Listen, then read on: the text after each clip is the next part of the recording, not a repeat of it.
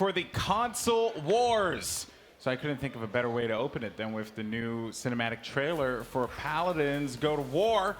I like it. Still getting goosebumps. Yeah, that's right. Every time. Goosebumps. That Androxus walking through the smoke is pretty sick. And then knowing that that's Mewtwo scares me even more. So, welcome back, everyone. I'm Golden Boy along with Bees and Goremizer. We're going to break down all the fun stuff for the console wars. Xbox One versus PlayStation 4. Who will come out on top? Whose controller is better? I happen to be a bit of an Xbox guy myself. Born and bred on the Xbox, you know? So, a little slight bias from me. But I just want to see some great Paladins. And speaking of great Paladins, we had some awesome matches in the console wars. Let's go ahead and take a look at the bracket here, because we kicked things off with Blight versus Ghost5. That was on the PS4 side. Blight came back from it 4-2. Came back winning 4-2. That's huge, moving into the finals. And then we had Gangstars versus Elevate. But Elevate showed us that they are no joke. They raised the competition. You like that? Because of Elevate? Hank? Good one? Good. That was good. It's mine. It's mine. So that, and the producer just booed in my ear. Okay, so that's it. We have Elevate versus Blight. And I'm excited for this game. And you know why? Because Elevate showed us some really interesting stuff like the Drogos on Bright Marsh. This team clearly has the mechanical skill on the controller, and you were even impressed by this squad. I was impressed from a controller standpoint. The mechanical skills were, I would say, really, really on par. I was genuinely very impressed. Yeah, what was it about Elevate, Gore, that impressed you as well?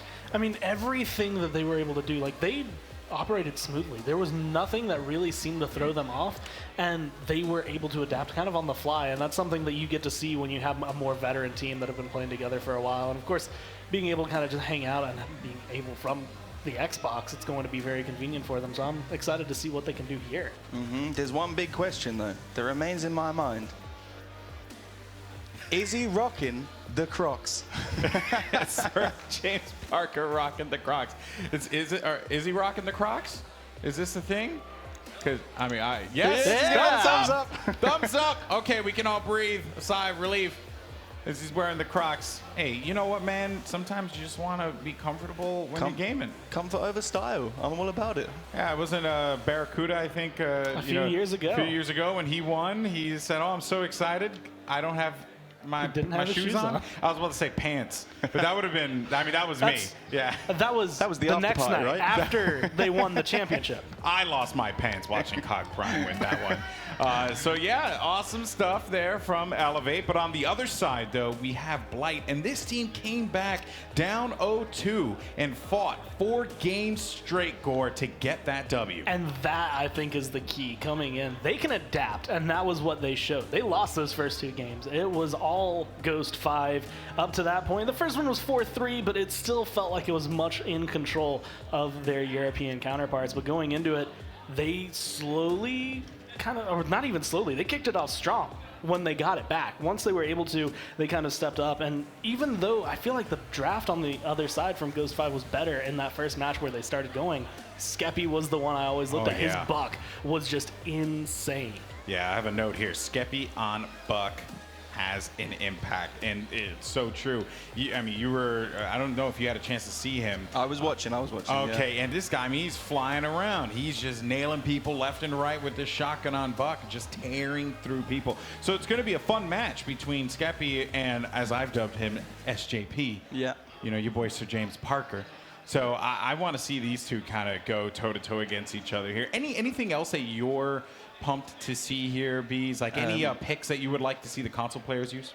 I want to see Wxnderful do some more ruckus, and I want to see some more fantastic positioning, because I was impressed, and I want to steal some more ideas from him. Look at that. Look at that. All right, well, the bans are in, and Blight is going to remove Ice Mines, and Serpent Beach will be Elevate's ban there. And taking a look here, I'm trying to see if Ice Mines was played at all. Not in the Elevate game. And neither, it wasn't played in the PS4 finals either. I do not recall it. Just going to flip through as fast as I can. I see through. Frog Isle, Jaguar Falls, Bright Marsh, Serpent Beach. No, they didn't play there. Well, the good news is Jaguar Falls is going to be our first map. And keep in mind, everyone, that this is a best of 7. It's the grand finals of the console wars. Xbox versus PlayStation. This is the battle that nerds on N4G are just raging over for what feels like an eternity. And if you happen to be an N4G user, I'm sorry, but that's just the truth. Yeah, I don't know if you guys are familiar with N4G. Nope. It's basically this website where people post articles, and usually the top article is, this is why Xbox is going to die in 2 months. Clickbaity garbage. And then the next one, this is why PlayStation sucks. And you're like, and it's just fanboys just going nuts in there. But this decides it all. Yep. Right here.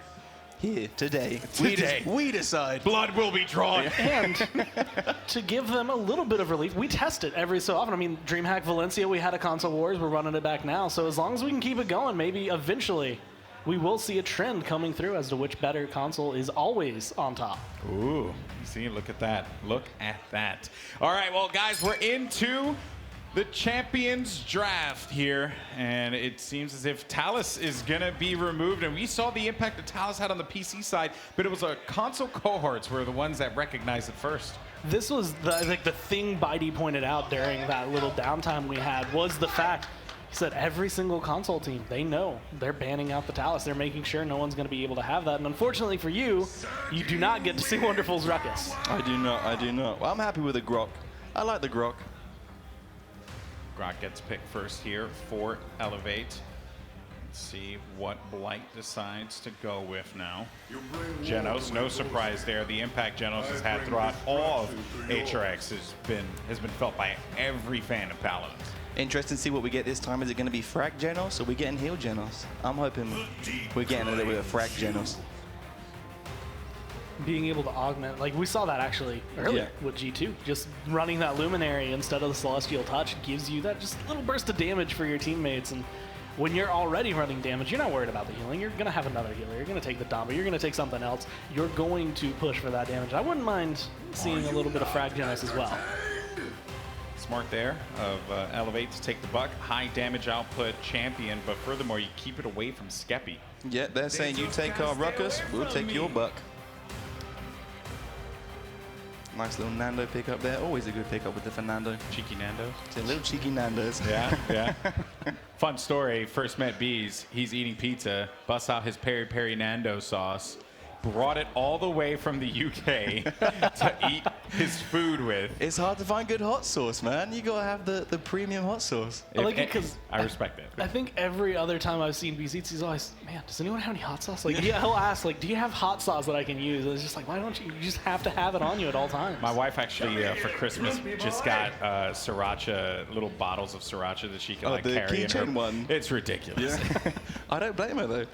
Oh boy. All right, well, Bomb King gets picked up there. Bomb King hasn't seen much play on the PC side, so coming out here on console's refreshing. Yeah, he's typically banned out on the PC since he's such a strong force to be reckoned with. I found he tends to be a little bit weaker on the consoles, but recently I've been seeing him play it, and they've really been pulling it off and really showing that the strength is transferring across the consoles now as well.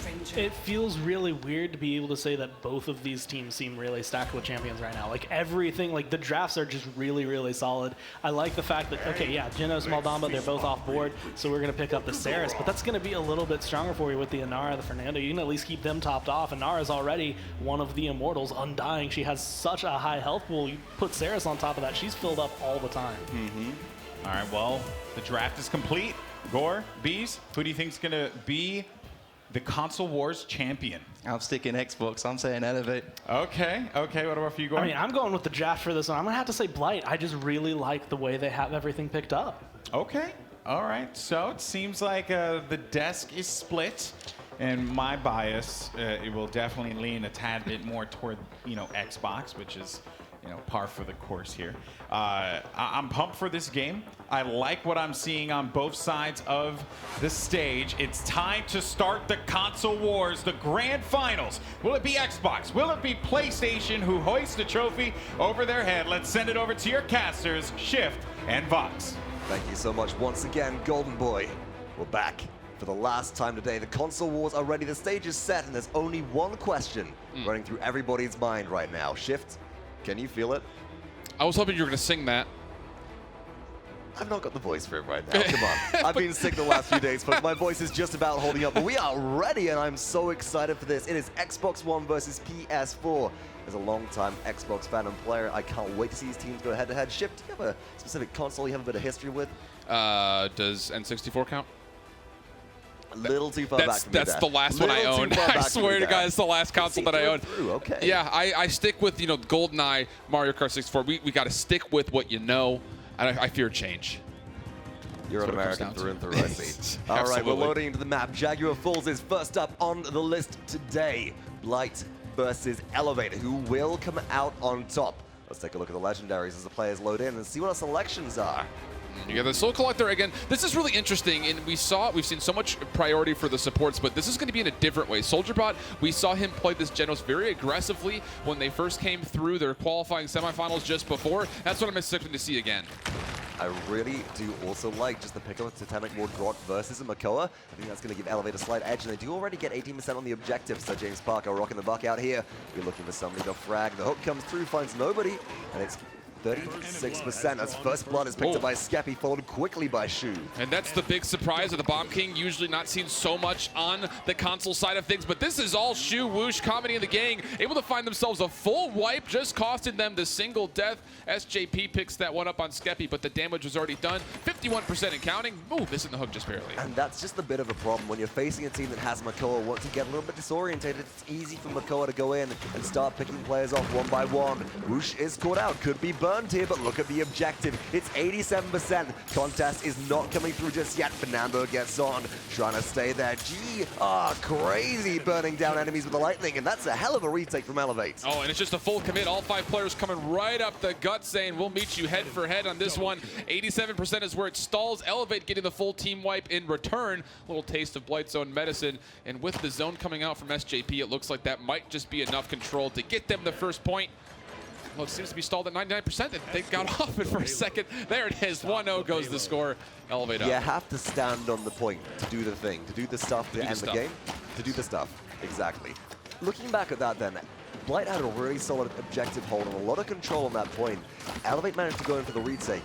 What was the really deciding factor that allowed them back in there? It's just the damage flat out. You saw Makoa getting pulled out right here. Actually, a lot of ultimates being spent. The Ancient Range is right in the face. Here comes the Kingbot, looking for some damage. It connects with 2, but the Immortal's right there to keep everyone alive still. And not just that, the CC Immune Totem comes through from Elevate as well. Nobody gets stunned. Nobody takes any damage because of Immortal. And Elevate keep on surging forwards. Whoosh will find one. Blight.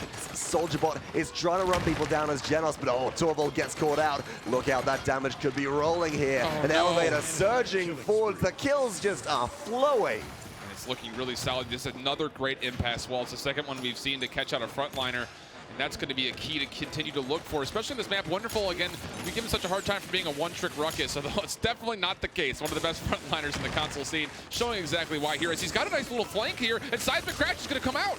That stuns out a couple of members in the backline of Blight. They're setting up. Hyper Beam is available. Dread Serpent comes through, trying to stall people out on the backline. Whoosh is ready to frag as well, but no Ancient Rage. Makoa should go down. There's the Hyper Beam, but the damage is just too much, and Elevate pushed through successfully. 2-0. CC Totem. Keeping everybody still around that point is huge. That does affect the Hyper Beam. That's a really key note as you start to see it. And we talk so much about damage grok. He does so well. Totemic Ward is incredible, and you talk about, again, the aggression of these supports. It's not just on characters like Grok and the console scene. We're seeing Saris get involved, the Soul Collector. On top of that, of course, the Genos previously for SoldierBot was starting to get, again, all that extra damage from Luminary. He's using it for himself as well as his teammates. It's really exciting to see this. I love the fact that Totemic Ward does just provide you with a nope button in the face of a lot of crowd control. Can use so reactively as well, because as long as you smack it down, you'll be cleansed of a lot of the crowd control, which is active. Resilience is coming out as well, just help augment that. StiLes already sitting on Resilience 3. That's huge. I mean, it'd be interesting to see what he's able to soak up coming in this next fight. Again, the kill streak's looking good for Elevate. They're actually the first team to step onto point, as well as Blight's trying to feel this one out. But again, Sarah's happy to stay in the back line, just throw out a reach and make sure she's not getting flanked from anywhere. And on the point, here comes the Tempest. This is going to push the gas pedal right through on the left-hand side. Skeppi does find one, but here comes the Buck Wild. And that's so much damage being pumped out by the shotgun. The darts are flowing through. SirJamesParker finds 5 in a row, just shooting Shoo's body. That double kill, adding insult to injury. We're a spray and emote away from top-level BM right now, but Elevate deserve every single second of the limelight. A 12 streak for SirJamesParker, a big highlight all-star from the semifinals, showing up here as well. Again, we mentioned Blight having a little bit of a struggle starting off, and their semifinal, not the case for Elevate as they swept through very easily. Getting pulled out here, though, is going to be StiLes, and he will drop. So, although this is coming a little bit after the point gets converted, this is a good moment for Blight. Lazy ult coming through. Poppy Bomb goes up. Skeppi doesn't find any damages again. The totem has been placed. Blight cannot CC their opponent to get pulled in by Ceres. That's a lot of damage coming through. Skeppi, though, finds KRAZYy on the back of it, and Blight keep on going. Yeah, this is looking good. Again, you can see the Fernando whoosh able to find one more pull. Nars caught out. Will they able to convert one kill for one kill? StiLes, though, what a clutch shield, able to keep everyone alive and then turning everything around. 2 kills. Oh my goodness. Falling there at the end. SoldierBot continuing to frag, goes down to KRAZYy. That is the power of the legendary that Fernando has elected to go into. Scorch, increasing the damage of every subsequent enemy hit by Fireball in combo for massive damage potential. And SirJamesParker coming out on top, just consistent with that. Yeah, you think the alphabet goes ABC to start, but for SirJamesParker, it goes ABM, as he's able to just continue to find a way to harass his opponents. Look at that as well. It is 94% charged on Buck Wild. Yeah, so SirJamesParker is ready to kick this payload through. Can Blight do anything to stop it at this point? They need to find some kind of a conversion off a pull. I mean, Whoosh has been hitting a number of dredge anchors, but the kills haven't been there as of yet. Look at this positioning from Elevate. They get a nice seismic crash off and looking for potentially to get the Ceres involved, but we'll have to back up. SirJamesParker happy to go into that train mode, and it's left the yard, and it's entering next station. This could possibly be a 4-0 as he's trying to check down the Genos. He's going to try to contest, and will do so for a small amount of time. And that's it. It's over. Wow. The impasse goes up, and Elevate take a 4-0 in what feels like record time to start things off. This is a very dominating performance post that first team fight. It was just all Elevate, you know, looking like they're moving down that mountain, not exactly having to climb up it. Yeah, Blight looked very strong and confident early. They took that first team fight well. Elevate kind of sat on the objective for a little too long. Blight capitalized, but then a slight overextension, I think, from wxnderful on Makoa at one point just let those picks start to snowball, and then Elevate really found their footing. Never really did. I mean, there's no ground to push off of throughout that. And again, you have to look at how Wxnderful was able to control spaces and Nara stay alive when we thought for sure she was going to drop. But able to, again, that's, again, the power of having a build in Grok that could sustain you with not only just a totemic ward, but potentially a healing rain. We didn't get a chance to see the load out there, but I would anticipate with someone like a Nara on your side that that's a consideration to pick up. And the itemization as well just adds into all of that. Yeah. The fact that we had Fernando rushing into Resilience 3, so if they do get stunned out by a King Bomb, if there isn't a CC immune totem, you can pop out of that stun as quickly as possible, use Immortal to keep your team alive, and then you can rally through and recover maybe with a Tempest or something similar. It's a great strategy, and it really just nullified so much of what Blight's composition revolved around, which was crowd control. But again, we also saw in the first 2 games of Blight, they tried to make this kind of mock damage Genos happen, and it wasn't working all that well. They eventually switch away from relying on it, and that would be something that I think you need to look at. The Talisman, again, was a focus that Blight started to do when they were playing up in their semifinal, and every time they banned Talis after the first 2 games, they won, so why not stick with that? But this is something we saw in Valencia, and something I think we're probably going to see again, that each of these teams from different consoles have different priorities as far as what they consider to be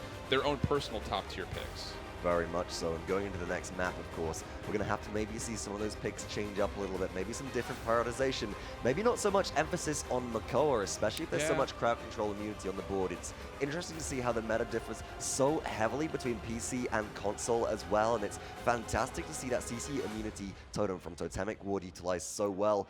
What kind of picks did we see beforehand that you think Blight could pull out and maybe have in their back pocket? You know, it's interesting. I look back to what else has been played, I guess, in the console scene. You know, we saw one Drogos come out, one instance of Pip, and I don't think either of those are necessarily the answer here. It just kind of comes down to what else can you throw on top of this Grok to make him uncomfortable? Is it possibly just you take another frontliner, you let Anar take treacherous ground, so that way the Grok can't get away? There's a lot of questions that come up if you don't get Grok on your team. Well, I'm wondering what else potentially could be used to maybe pressure out a Grok who keeps on liking that. We need some form of area denial and area damage. Sure. Drogos is relatively easily tracked down and can be easy to shut down in the air, so honestly, I'm looking towards other champions.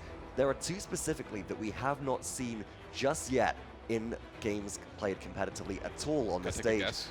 Victor could be useful, but there's one left over that could be very strong at breaking up that totem. Overall, we haven't, with the other champion we haven't seen is Willow.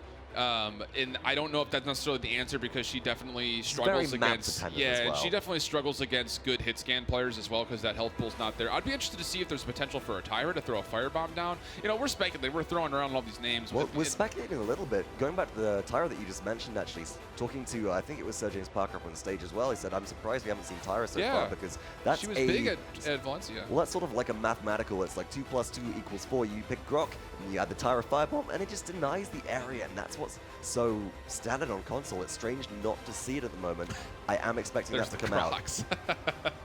Thanks for that, SJP. We can see you need to get yourself. Goodness me, I hope Tolly's not watching. Elevate looking comfortable, looking pretty calm so far as they are setting up and getting ready for the next matchup. As far as maps go, Jag Falls and small compact maps seem to be very much the domain of Elevate so far. If we want to see them pushed out of that zone of comfort, where do Blight need to take them? That's a tough question because you go to an open area and then you're dealing with, you know, a wide variety of things that can happen. I think you have to take a look at who your big pick, big players are. Skeppi has been able to play a lot of different characters. You've seen him on Buck, we've seen him on Bomb King. Maybe try to find something where either of those will be successful. It will be Frog Isle, so either champ could do well here. I think the big key comes down to, if you're going to continue to do this whole ban process where you're taking out the Talus, you're taking out the Ruckus, can you find a way to deny the Grok? I think what we're seeing right now in PC specifically, the top 3 bans are going to be Buck, going to be Bomb King, going to be Makoa. And whatever one doesn't get banned is going to get first picked. I think a similar conversation is going to happen in this matchup. It's either going to be Ruckus, Talus, or Grok. I think are the big 3 picks for these guys. So maybe if you can't play around it, starting to ban out the Grok might be a strategy that we could go into. And it does come down to a lot of mind games. We are just about ready. Thank you so much for bearing with us through a slight delay as we get ready for map number 2 of Elevate versus Blight. And the champion draft will be coming up on your screens right about, now. And this is, I think, when you decide whether you want first pick or second and third pick, Elevate's finding themselves in a good spot here because they can essentially choose from what is left over. Talus banned first, and again, if I were a betting man, I would say this is either going to be Grok or Ruckus. So if you're Elevate, I think you take the Ruckus, to be completely honest. They were able to play it really well. I mean, you have Wxnderful. The one trick himself. He's got a little smirk on his face right now, too. I think he probably hears us in some fashion. But going over to Blight, I mean, now the answer comes, can you get Skeppi, this Bomb King, and really deal with the Ruckus? He's so slippery. Bomb King does well against Ruckus, but is that just the only answer? Going to be Bomb King or potentially maybe the Buck, which Skeppi also performed lights out on as well. There's so much up in the air right now, but can you risk Elevate getting one or the other? And it will actually be Makoa again that is on the table. So valuing the Dredge Anchor displacement, I do like this. It's a strong pick. It's a very neutral start from Blight as well, with no real downside, but Elevator going straight into Grover here. Please, once again, bless up and bow down. What will come out next to supplement the tree? Bless RNG in chat. And we're going to be a Leon. So this is, again, another spicy pick that we've seen throughout, really both scenes, actually, to be completely honest. We saw Akate have an incredible performance from Nocturnes on Leon, and Elevate's going to give her a go, seeing if they can't mimic a similar performance. And now it becomes interesting for Blight. Now that I'm thinking back to it, the Genesis Makoa are solid picks. If you're not worried about Elevate taking a Buck or Bomb King away from you, then, of course, why not stay with having the big priority for your support in your front lines. And this is a good start as well. Buck, Torvald coming out for the side of Blight. Real nice combo there as well. That'll provide a bit of survivability if anybody gets caught in a bad situation, and maybe some augmentation to Buck as well, because this Buck should be putting a lot of pressure towards the backline, distracting Leon, distracting Grover, and if they get hit with the crippling throw, your way out is very, very quickly eliminated. So I like the draft. Fernando for Elevate, double frontline, single support so far. Ceres coming in as well. That'll be a nice augmentation, potential combo there as well from Convergence. You could do anything with that Convergence. Of course, you see the Hexafire first and foremost, but even an Enlightenment to go through would be really devastating. Blight to respond, you figure they're going to have to find some other source of damage here, but maybe again they're sticking with that Genos idea, taking the Luminary, giving that 15% again, not only to his allies but of course to himself, and Blight really gave that a go for 2 straight maps in their semifinal performance. They're going to do the same thing here. I really don't like this Maldamba pickup, and here's why. You've got again a situation where you've got a team composition where you demand a resilience pickup from Elevate, and as soon as resilience comes online, your Hyper Beam is not going to do anything. Your Dread Serpent is going to last for a fraction of a second at the end, and as we load into this second map of Frog Isle, we will have to see who comes out on top, and look at that Alacrity Leon already. Pretty standard legendary choices across the board otherwise, alongside an aerial assault rocket, which I do find a little peculiar on this map. On this map, it's a little strange, especially considering as you take a look at what Blight has, it's not exactly the biggest, you know, when it comes to applying Wrecker, so you think Flux would be good here. First pull does actually come out, though, so Fernando gets pulled into a really interesting spot, but backing up right around to his corner and looking for this backline pressure. This is a good spot for Blight. Look at this. They have all of them countered right in that little corner back here. If they can funnel some damage in, this would look good for the team in red. And Skeppi is going in right now, trying to frag out KRAZYy, has to reload, so JamesParker frags out qtshoo, and that's just too little too late for Blight. They didn't engage when they needed to, and all of Blight are being forced back. Elevator on the objective. They're surrounding Grover, and the Blossom healing is enough to keep them alive. This is what we saw Wxnderful do so well before. Yeah, okay. You get credit for one of those, Wxnderful. Let's be real. The rest of them just took the ferry back to base. But as you take a look at what Wxnderful is able to do positioning-wise, this is what he was doing all day yesterday and what he's going to continue to do. Control this ledge side. Make sure this Buck has really nowhere to go, as that's the side that he usually prefers. And so far, Elevate get the first catch of the game in under 2 minutes. Relatively consistent so far. A big retreat from Wxnderful does come through as Makora is out looking for a pull. Wxnderful gets dredged in. Probably not going to survive here, but the emitter comes up, and I think Wxnderful was surprised they survived at that point. Well, Skeppi able to chase that one down, so Buck's going to open this one back up for the defense, and that's exactly what they needed because that payload was getting really aggressive really quickly through space. Time finds one. That's Grover falling apart. The long-range snipe coming through. SoldierBot living up to their previous reputation, so Blight are starting to force Elevate back here, buying a lot of breathing room now on Frog Isle. It's a real flip-flop map, a teeter-totter in a lot of these situations. Elevate need to find a couple of picks here to open up the opportunity for them even to get close to the objective again. Good peel, though, here from Blight. I mean, they get the kill. There's the whirlwind coming out now, actually, so Makoa needs to be a little bit careful. They're going to be a full commit from Elevate. That's what's happening. Ancient Rage being used, so Blight trying to counter back as much as possible. Lightman finds 3 of them, though. Holy smokes, SJP. Clean it up, why don't you? You've got to respect the convergence coming through. It's what's the combo when everybody gets pulled in together. 1,600 damage to the face that goes through everything in its path. Well, that's the shield.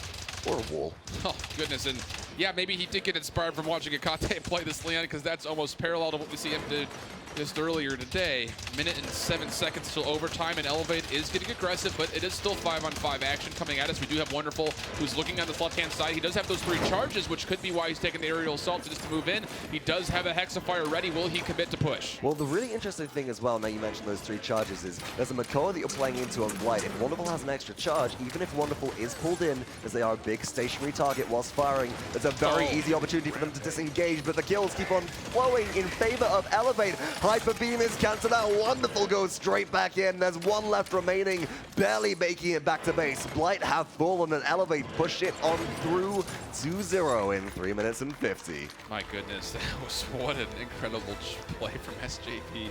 Setting that one up nicely. Is Elevate getting a 4 out of 5 was SJP in that It's all big in the crocs, play. man. It's all about the footwear. Gotta be Gotta in the have footwear. room to wriggle the toes. And here's the play as it comes through the slow-mo replay. Double kill, make that a triple.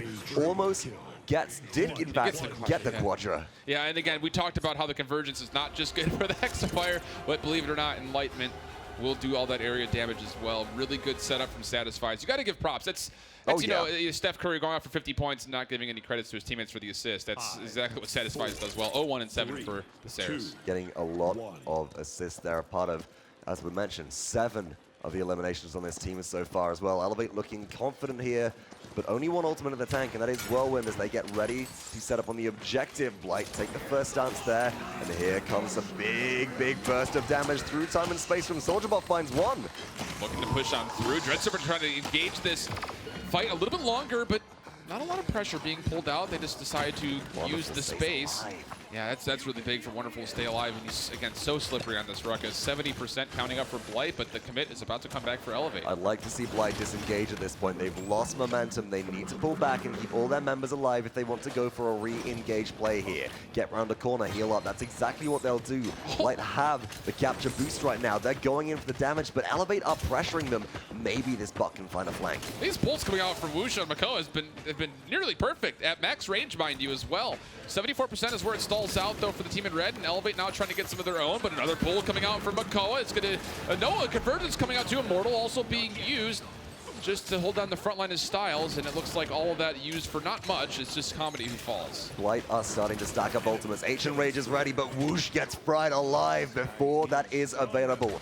96% ticks over for Elevate. Nobody can contest, and it's a 3-0 so far with one push, making Elevate so close to victory in map 2. Yeah, xFire is ready. KRAZYy able to find a long-range shot on the Damba, so it's just the Genos to heal. StiLes also gets Skeppi, so no flank pressure here. Wxnderful in a bad spot, though. Again, more great pulls coming out of the Makoa, although he's now the next focus. The H-Rage does pop this time, and Fernando's the one who's in trouble. And this ultimate will hopefully flip the momentum around as Blight do manage to stabilize. Double kill for Whoosh right there. 2 minutes on the clock, and now looking at a more advanced defense. Oh, through time and space is channeled and hits Satisfied just to add insult to injury. Bit of stagger there, but is that worth it? Oh, it looks like it might absolutely be, because now you have no healer on the board, and Fernando's falling low. Can it be another shot from Whoosh? It'll be SoldierBot who cleans that one up. That Torvald shield as well. Protection saves the life of Whoosh, who is able to shell spin away, and Elevate are being staggered. They're being dominated here. The ultimates keep on coming out to make sure the respawns are also split, and Elevate can't coordinate to be able to try and spearhead their way back through. Whoosh is fly fishing out here and hitting everything. He continues to find all these pulls. STatisfies drops this time, and look at Elevate. They're actually falling back into their base. SirJamesParker, let us have an enlightenment. There are some low HP pulls on Blight, and this could just be a kind of toggle back and forth. It looks like finally for the first time, what feels like forever, Whoosh actually misses a hook and dies for the cost. So we do have a few kills going through to Elevate. The respawn has come back through. Your Saris is back live. Everybody is starting to surge forward. SirJamesParker currently leading the charge with Wxnderful getting ready, as there is no Makoa. There's not a big threat of that pull coming through, so the damage takes the front line here, and SirJamesParker slays Skeppi in the distance. Oh no, Blight might have overstayed their welcome. And that's exactly the punishment that you want to see when you're getting aggressed on so much. When you're on the offense or flip-flop that, this map can be turned so quickly from one side to the other just on the back end of one kill. And that time through, it's Blight. You mentioned it, overextends. They get one taken down and then staggered another. And now with 30 seconds left, Elevate's pushing. xFire is ready in the base of the monsters. Here comes the immortal xFire into Torvald, who challenges Hyper Beam, but it just doesn't matter. Wxnderful does fall to Whoosh. There's the saving grace coming through, but will it be enough as Blight have to find a way to hold on here? They do have the numbers, although a lot of them are low on HP. Fernando falling low. It's going to be a shadow travel for the Saris to get out, and actually able to hit a mortal reach there, so able to help heal up. But again, Whoosh is happy to take this frontline pressure, looking for a pull onto the Grover, not able to hit that one. SoldierBot, though, cleans up two, and that just might be enough as Skeppi finds the third. It's 3-1. Blight get themselves on the board for the first time this set, and they're looking maybe at a chance to come back in. A couple of ultimates, or only one ultimate actually there, which was OG Comedy's Hyper Beam expended in the defense. That means we have Dread Serpent, we have Through Time and Space, and we have Ancient Rage on the board for this capture. Yeah. Comeback boost or capture boost is in effect. So what are we looking at here, Chef? What's the answer? I mean, you got to look for more plays like this from Whoosh. I mean, the BM on top of it. These guys are ruthless, flat out. There's not a lot of... There's energy and passion in our console scene, man. They are ready to fight for that platform, and they're slugging it out right here, but look at the damage shots. Yeah, and this is what's interesting. We talk about SoldierBot playing that Genos as a damage dealer, and you can see exactly why that hit scan is really making a difference. 66K, just 10,000 below SJP, and this is another big key. Makoa at 62K, so again, the damage is coming out from the sources you would not normally expect them to. Shield up already, Through Time and Space come through, just make some space in the end, but Whoosh is cleaving through the backline now. Finds Saris, forcing shadow travel, finds Fernando, applying the cauterize. Fernando is getting burnt down. Dreadjacket comes through, but no. StiLes escapes. Whoosh must not have cauterized in this kit because he was getting full heals just about all the way through that Saris mortal reach, and that's exactly what you want to see if you're a fan of Elevate. 42% though from Blight. I love where Whoosh is right now, but Dredge Anchor is down. That means SirJamesParker will try to poke them out. Re-engage could be coming through. Look at Elevate. They're sitting on a whirlwind. They're sitting on the convergence. It is just about ready. Enlightenment Toon in the backline. Skeppi tries to stay alive. Skeppi slays SirJamesParker though, and that is good for Blight as they keep on finding kills. Oh, but that's a huge convergence being dropped in. Was there enough damage around it? There was an Immortal reached out, and Wxnderful's able to find one with StiLes. Looking to move right back through, but it's 70% for Blight, and they're actually still able to stay on point mostly. Oh, and look at that protection bubble onto Maldamba. Oh my goodness, Shoo stays alive, and this is Frag Damba as Blight come out on top in this engagement. 97 ticks over, and your team in red representing PlayStation 4 get a cap for the first time. Genos has been absolutely monumental. You know, he's on a 10 streak. Meltdoba's on a 9 streak, so the supports are making it work right now. Skeppi, of course, being a distractor, as we like to see, but it's just really fun to see that these off supports, or these actual true supports, are actually dealing the damage at the moment. Yeah, they protect, they also attack, and they're looking to make this offense go as Blight can tie things up here, 3-3 with a successful conversion. Now, in order to break the base of Elevate, with Whoosh gone down, I was about to ask, what do they need to do but not lose their Makoa? Would be kind of a good start there. Would be a very good start, because look at this, they're all on their heels, and it's just all aggression from Wxnderful, able to use all 3 charges to get right into the face of what was, at one point in time, a Torvald and a Buck, but you wouldn't know it by looking at their bodies now. Absolutely dismantled, as again, that 5-on-3 aggression just completely flips the field so quickly. And Elevate are in a good position. They've got a lot of range and a lot of dismount poke available to them to just set up, play relatively safe outside the range of Dredjanker here, and look to keep their opposition at bay, but they've got to be careful of maybe an engagement coming through from a Torvald protecting Makoa, or a Dredjanker pulling in StiLes, who should go down here. OG Comedy gets the credit to start things off. Yeah, good Void Grip as well from the Genos to make sure he's not able to get away, and this is actually interesting. The SoldierBot finds Wxnderful. Oh, but there's the convergence again with the Enlightenments. A lot of damage found, but it's able to be sustained from Blight, and now they're looking solid. They get themselves a full team wipe. Fernando's the only one up, and they still have a little bit over a minute to push this through. 60 seconds exactly on that clock shift. It's about halfway through. Blight could potentially look to make this happen as well. And the pulls keep on coming. Makoa is now forcing out StiLes on Fernando. Wxnderful taking a lot of poke here from OG Comedy, who's happy to recharge, receive some healing in just a second, I'm sure, from their allies, and get ready to keep on fragging. Hyper Beam is ready. Buckwild and Dread Serpent too. This could be dangerous for Elevate. Yeah, and you could see it was StiLes being poked out on the Fernando, so he's got to stay a little bit more passive, giving this payload a little bit more space to move for free. Although now it's going to be up to who pulls the trigger first on the ultimate game. Yo, getting pulled in. Speaking of that, Wxnderful goes in. Here comes Dread Serpent. Oh no! Grace gets SirJamesParker out of dodge for the time being, but Torvald says no and runs them down. My goodness. Triple kill for SoldierBot. That'll force it through. Blight get the conversion, and we're all tied up 3-3. Oh, you could see it on Comedy's face. Couldn't see the rest of his teammates, but they're all getting a little bit out of their seats to yell for this one. They're feeling this comeback in effect, and again, SoldierBot, you can see exactly how this damage Genos is working. A triple kill there. None of it coming off the ult, actually. Almost finds himself the quad, and again, just... You don't expect it, but it's happening. More sprays and shooting dead bodies. I love that spray specific. That's my favorite one. We've got the Ret spray. Boo is what gets me the most. I love playing flank champions. There's nothing better than surprising somebody, and it changes color. You're crazy, Fox. I certainly am. I pride myself on it. As you should. Absolutely. You do it better than most. It's part of my personality. It'd be interesting again to see, you know, as we move on through this, what the healing stats look like for this Genos. I'm wondering if he's even really getting right-click much at all. Let's see if we get a chance. There you go. There it is. So, I mean, it's 62K, but look at the Damba. That's what we see, 130K, as Roland comes out with a Hexafire right up front. This is all aggression from Elevate, looking to put this nonsense to rest, but it only finds one. SoldierBot in a lot of trouble, does just Stellar Wind away. Speaking of trouble, Fernando pulled in. SoldierBot trying to flee to safety here. Convergence is ready for sSatisfies, and Elevate are in control right now. A couple of ultimates available. Hyper Beam is ready, though. That could throw enemies off the map, and Elevate need to be ready for it. There needs to be a play sometime soon from Blight, and they need to get themselves at HP pools. I mean, it's 60% counting up, and Blight took a lot of poke right there, so they need to commit here soon. And again, you mentioned the Convergence and Enlightenment combo. We could see it once again. Here's the wombo. Skeppi tries to move in, gets hit by a blast to the head. Hyper Beam goes out, doesn't find anybody. Look, the ultimate's already. Convergence comes in, Wxnderful gets pulled and shut down. Whoosh is in a lot of trouble. Skeppi, though, picks up 2. Hugh finds Wxnderful. And Blight pull it back in, 21% and climbing.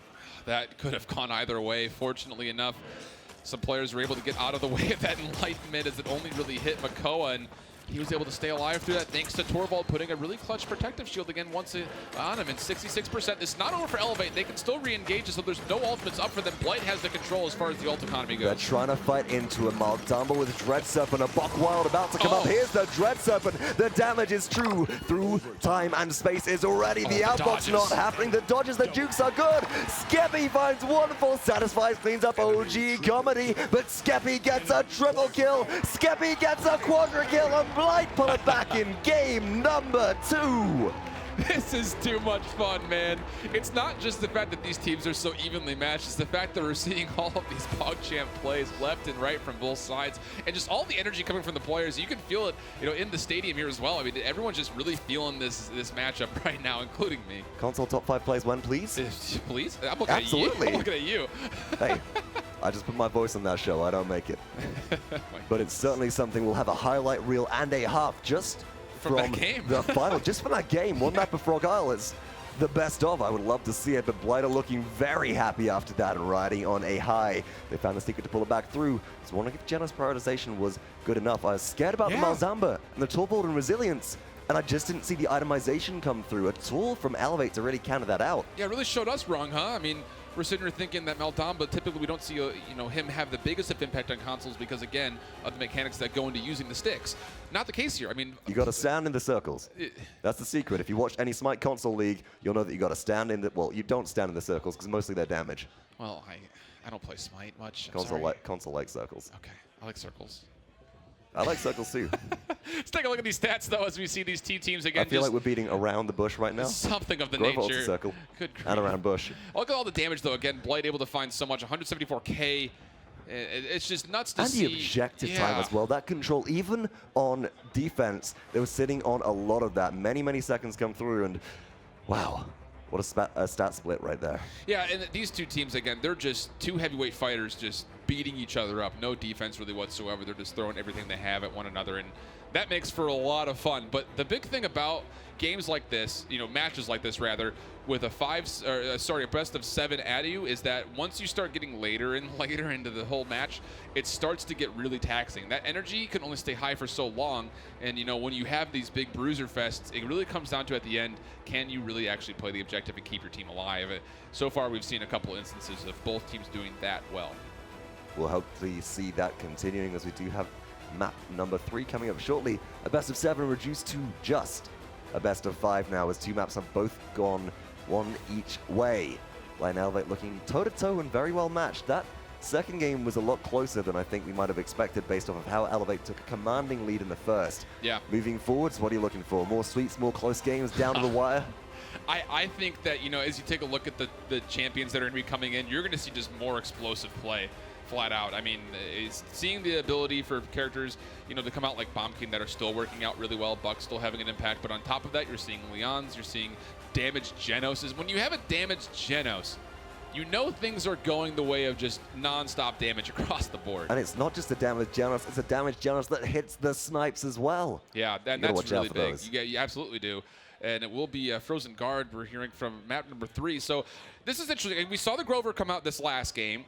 And I would say we probably both agree that it didn't have the biggest impact when it came to damage all that much. No, and I think part of that was due to the fact that Grover didn't really have the opportunity to sit there and do damage because you got to stay out of range of Makoa. They weren't playing Window too well. They're doing a lot of spot healing, and they're in range of Dredge Anchor quite a lot, which made them play a little bit more fearful, I think, is the way you want to phrase it. Sure, but Frozen Guard, again, we talk about how Grover's very good in this map. You know what I would love to see?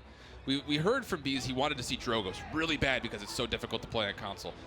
I would love to see some snipe play come out. I would love to see a Kinessa or a Strix, just for the fun. I will probably fangirl and scream if I see Kinessa come out. She's my favorite champion, and sitting on level 20. I don't know if I want to hear your fangirl scream. You're going to have to see me get very, very excited. The claps. Claps will be enough. Oh, come on, Shift. We're all friends here. Oh, gosh. We're ready for another match as well. I do want to see some sniper play, but I would not be surprised if we didn't, specifically just because the dexterity, especially with a champion like Kinessa, to be able to flick and transport her away. If you get flanked, there's nowhere really you can go. I'm looking for something more reliable out of both of these teams. We've seen plenty of reliable picks so far, but I am expecting either a Genos pick or a Genos ban here. Yeah. Maybe a Talus one too. This is interesting because this is, once again, Elevate has first selection, and Blight's just like, yeah, well, sure, we're happy for second and third. We'll just keep taking the Makoa and the Genos, because otherwise you're going to leave open the Ruckus, and we've seen how that goes. And again, Oh, okay, so it will be actually the Makoa coming out first and foremost. I think if you're Blight here, I think you need to make sure you grab Ruckus Genos just to keep that strategy going for him. You grab Ruckus, you grab Genos. You do leave Buck open, and that was very good for Blight in the previous game, so I wouldn't be surprised to see a combo there. Got nice enablement with Genos as well, and Torvald is still on the table. I don't think we can count them out after how OG Comedy performed with some clutch protections previously. But you do hit the nail right on the head. Ruckus just too valuable. Oh my goodness. And that does open up a few different picks for Elevate. It does, absolutely. I mean, this is, you know, I think Blight was, at this point was, there are two choices was we want one for us and one away from them. And it doesn't exactly give them the two picks that I think would be ideal, but at the same point, it's not the worst thing in the world. You kind of have to compromise when you're dealing with that Ruckus that can be played so well by Wxnderful. Buck Torvald go the way of Elevate then. That's the deadly duo here, which took DreamHack Valencia PC by storm. Now transitioning through to the console platforms. Will it have the same impact? Last game says yes. Yeah, it absolutely does. And there are a couple of cheeky angles that Torvald can pull here for the Hyper Beam, so that environmental factor needs to at least be in the back of the minds of the players for Blight. But this is just so interesting to see, you know, Blight with the use the Genos as a damage. When in the draft do you really feel like you need to take your healer, your actual healer, or do you just kind of keep baiting and say, well, actually, psych out, we're actually not going to play damage Genos? You know, there's so many options you can do. It will be a Leon and a Fernando coming out. Can you really blame him? Elevate now looking at a couple more potential picks. Apparently, there is a Grok being hovered. There also was a Grok being banned, so probably got a bit of a difference coming through there somewhere. Do you think they'll go for the Ceres Convergence again? They're lacking in AoE, but there's the spot healer that didn't work out quite so well last game. Grover and Frozen Guard, that's what we want to see. I was about to say, this is already a better scenario, you know, from square one for a Grover player to look at. I mean, Frozen Guard just gives you so much more flexibility. And they actually take the Maldamba, so I'm actually kind of surprised by this in a little bit, just simply because, again, of that Enlightenment Convergence combo, as I anticipate we'll likely see the Ceres come out if they're going to continue running that Genos damage. But no, so this is, again, this is kind of the head fake that you're getting is, oh, Genos, we're playing him damage, we're playing him damage. You don't have to worry about us taking a third damage. Just kidding, he's going to be our healer this time, and we'll pick up the Bomb King. And Bomb King will certainly provide a lot of issues to elevate around the objective. You've got Torvald, who's got a personal shield. Makoa has got a shell shield. Only one of those is going to block the explosions from Grumpy Bomb, and Makoa could be in a very dangerous situation. It's got to be a Leviathan. You've got to be able to immune that crowd control when you're in Ancient Rage, otherwise you will be in a lot of trouble due to King Bomb. Yeah, and again, as you take a look at what this map dynamic looks like, the point fight's going to be nuts. But on past that, you take a look at what the offense and the defense will actually look like once the payload starts moving. And Blight has a very interesting dynamic when it comes to it, because Fernando, of course, can push forward or defend really nicely with his shield for at least some amount of time. But Leon Bomb King are going to have a little bit of a tough time against that Grover at max range. Yeah, especially if Elevator put onto offense or defense. You'll find this Grover able to really dictate where the sight lines are and or really who's controlling them. So it'll be a difficult one. Overall, though, I'd actually say that Blight, I like their draft better. Even with the sightline control, the fact that Ruckus can kind of just sit there and hammer shots home, that's going to be difficult to deal with. And if Grover gets peppered from a distance, I mean, you can still hit at range with precision as well from Leon, or excuse me, presence. So the damage will be coming through. I'll play devil's advocate. I think Elevate's got a much better draft for this map. I'm expecting to see them push on through, but we'll see who is right. Morale boost actually coming out for KRAZYy, trying to get that whirlwind up for Grover as much as he possibly can to help with the healing. And that'll have a bigger impact early game, so I like that choice so far. Elevate taking grapple positioning. Blight respond the same. A little bit of chip poke does come through from Leon. KRAZYy looks for damage directly as Makoa gets a good dredge anchor to start things off, but look at the positioning of Leon right now as well. And that's really key, actually. It actually helped the Fernando get out because Leon was dealing so much damage into the center part of this point. No one's really stepped on point. It's just the 3% for Blight, and someone must have stuck a pinky toe on it at one point in time as the fighting continues to happen outside. No one falling as of yet, but a good stun onto the Ruckus, and he's actually crippled as well. Not able to get back out, though, and it will actually be Skeppi who finds Wxnderful. Torvald falls. Oh, no, and Void grouped as well alongside Chain Reaction. That's a match made in heaven. Double kill for Skeppi. SoldierBot and OG Comedy clean up as Blight dust Elevate off the objective and say no more. And I think this is, you're seeing right now a difference in play styles. xWOOOSH was just so much more superior early on the Makoa. Right there, we just did not see the same level of pulls for Elevate, which really didn't allow them. There was one anchor that hit Bomb King at one point. And it was right in front of him. They got caught on the wall as well. Weren't actually pulled into what probably would have been a kill in all honesty. Yeah, it could have been, but again, the environment on this map, you really can kind of wiggle your way around to possibly get that 6-man factor. And Lightning coming out early. It's going to be enough to burst down SJP. And Whirlwind on the point, though. But again, the shield is up for Fernando. He does get pulled out. So a little bit of trouble brewing, and StiLes will find Whoosh. That's one kill to start things off. It's trade for trade so far, but it doesn't stop SoldierBot from firing right now. And SoldierBot might as well be called Hold Mouse 1 because they just keep on fragging. The shot doesn't connect StiLes. The juke is too good. SoldierBot, you gotta stop that Blight get capture. That awkward moment when you're both trying to reload and it comes down to who can do it faster. Grace, Valor. Yeah, Soldier able to find that last kill, taking a headshot right into the face of Skill Makoa. rotation. And that really was the fight. I mean, if it went the other way, it could have very well changed the tides, but it is Blight up 1-0 with kill streaks to spare. 2 minutes and 5 seconds, and now Skeppi looking to find this. Look at that as well. Skeppi was sticking the wall, and Skeppi's about to stick this kill. Bomb King's rolling in, looking for it, finds the damage, and OG Comedy hits it home. This is looking really solid. Oh, it's climbing, taking a little rock climbing lesson there as Bomb King. Will to get right back up on top It's of that. not often that as a commentator I say I learn new things every day in this game, but I did not know you could stand that. Grumpy bomb. I did not know you could also put a Grumpy Bomb on a tree. That seems interesting. Grover's got a thing or two to say about that though, and StiLes does manage to get a kill onto Skeppi to start things off on defense. 1 minute 30 remain, close to conversion. Dread Serpent comes on through. Shift, how's it ending? It's not looking good so far. That Dread Serpent actually spread everybody apart. Immortal does come out though, but look at Fernando. He's completely out in the middle of nowhere, but his team's coming to help him out. They're able to find one. Ancient Rage being used. It might just be enough to dissuade everyone. A nice pull as well. Ruckus has to fall back, but Comedy gets taken down. Good defense so far for Elevate. And that'll buy some time. That'll buy some breathing room. With 1 minute and 5 left on here, Elevate need to move into a position where they can start taking advantage of these long sight lines. We said how difficult it would be for Blight to push into them due to the fact that Grover's range and damage and scaling just far exceeds all of what Blight are able to do, so Elevate needs to be utilizing that. This is an interesting moment. 45 seconds or so until overtime. Blight looking to push on through. Nice nullify there to Whoosh, not able to sprint away or put up a shield, so Wxnderful helping with that kill. SJP getting the credit for the last shot. Blight kind of forced to consider this without a frontliner, and actually now without a damage dealer. So this is really nice stagger from Elevate. They're pushing right to the mines on their right-hand side. They're able to find Comedy as well. So these staggers will surely tell the tale of a successful defense as, once again, Skeppi gets pulled out. But there's still 20 seconds. If they find one pick and actually have someone still mounted, they might be able to still get back. But nice pull from StiLes. It gets blocked again, though. Yeah, just because specifically the center mass right there of Whoosh was below the level on those stairs, so the body of Fernando actually got caught on the ledge. StiLes does retreat. They're starting to move in. SoldierBot looking to maybe contest. OG Comedy gets caught out though. Amida comes to the rescue. Will it be enough? Payload is in contest. Out comes Hectify, but OG Comedy gets shut straight down, and Whirlwind saves the life of Elevate. Should be an easy defense here, and indeed it will be. It's an interesting call to use the Hexifier there. I mean, it's tough because you want to try to get the 2-0, but at the same point, you are literally going in desperation mode there. Fortunately, they get the Whirlwind out of it, so it's a trade for trade, but as you look forward, I mean, it's a tough call. And fortunately, Blight didn't commit everything to that push. You know, the Lightman's still there, the through time and space is still there. So it wasn't a full commit. It was a good effort. It's just tough that they couldn't get back the payload sooner than just when overtime hit in. So Shift, talk items to me now. We're all tied up 1-1. A good long defense means that the credit score is around about the same between these two teams. Who's pulling ahead and who's going for some niche tactics? It's tough to say. You're seeing a Master Riding come out for Skeppi, of all things. That's a Bomb King.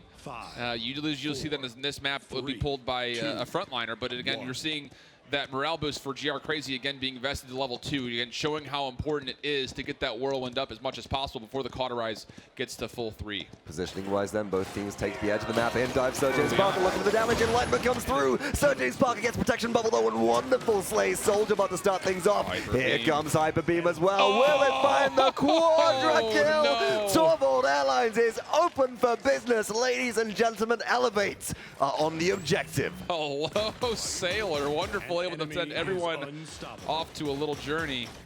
And that's going to be 42%. Did they hit ice lines there?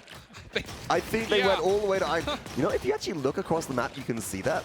I didn't know that. I love these little things you get. It's like Splitstone Quarry in Foreman's Rise. Oh, I love that. And elevating the yeah. elevating the capture point at this point. This is looking good. They have this underpass completely under control, 93%. Although it looks like it will be KRAZYy possibly good, but what a nice nullify! I never thought I'd get so hyped for a right click in my life from a Torvald, but that kept them away from contesting, and that's going to be a 2-1 lead now for Elevate, and they're still fragging. Wxnderful is unstoppable. The damage keeps on coming. The ultimates are flowing like water here, and Elevate are starting their push. Payload barely moving, but it's 2-1 in favor of your team in blue. You know, silence is a virtue, and I think Ruckus just learned that a hard way.